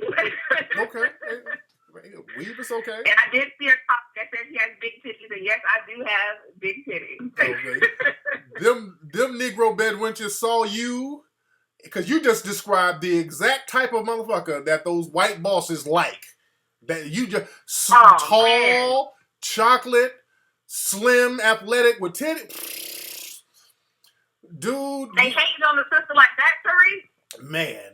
That's exactly what them white dudes like. They ain't about to let them white bosses see your black ass. They were like, hell no. They're like, no. Yep. They ain't about to let, because they know that you'll get all types of promotions if you go above them. They pulled a straight up bedwench move on your ass. I was so disappointed. I was heartbroken a little bit because, we talk about it, but when you actually experience it and you looking at them like, are you kidding me? It's already not enough of y'all in here like this. Why don't you bring me in? I got my shit together.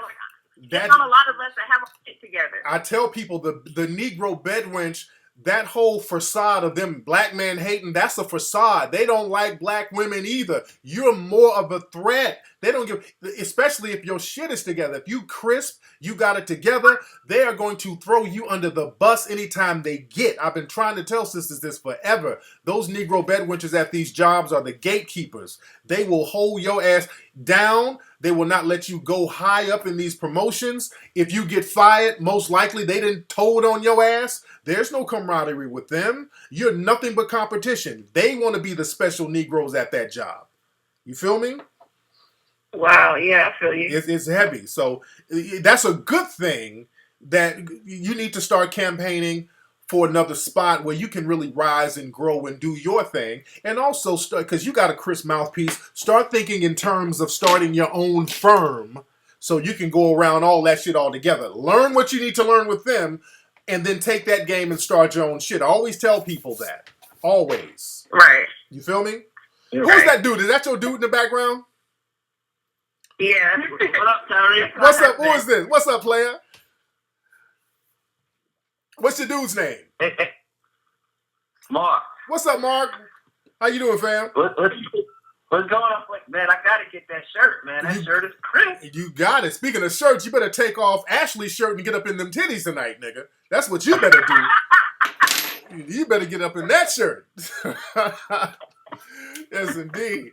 But man, y'all gonna check out Hidden Colors when it comes to theaters in Atlanta? Hell yeah, we waiting for the date, nigga. I am. The date is coming. I'm gonna let you guys know sometime this week, man. But thanks for the call, fam.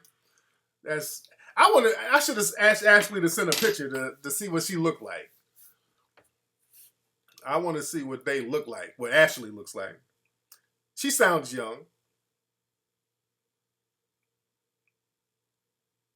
Yeah, Mark did sound mad young. Mark sounded happy with them titties.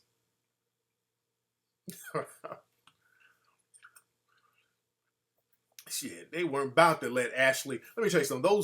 Those white dudes in corporate, they love them dark chocolate sisters who are athletic, tall, with boobies. Shit. Them Negro bedwenches weren't about to let you steal their shine. What's up, Nicole Love?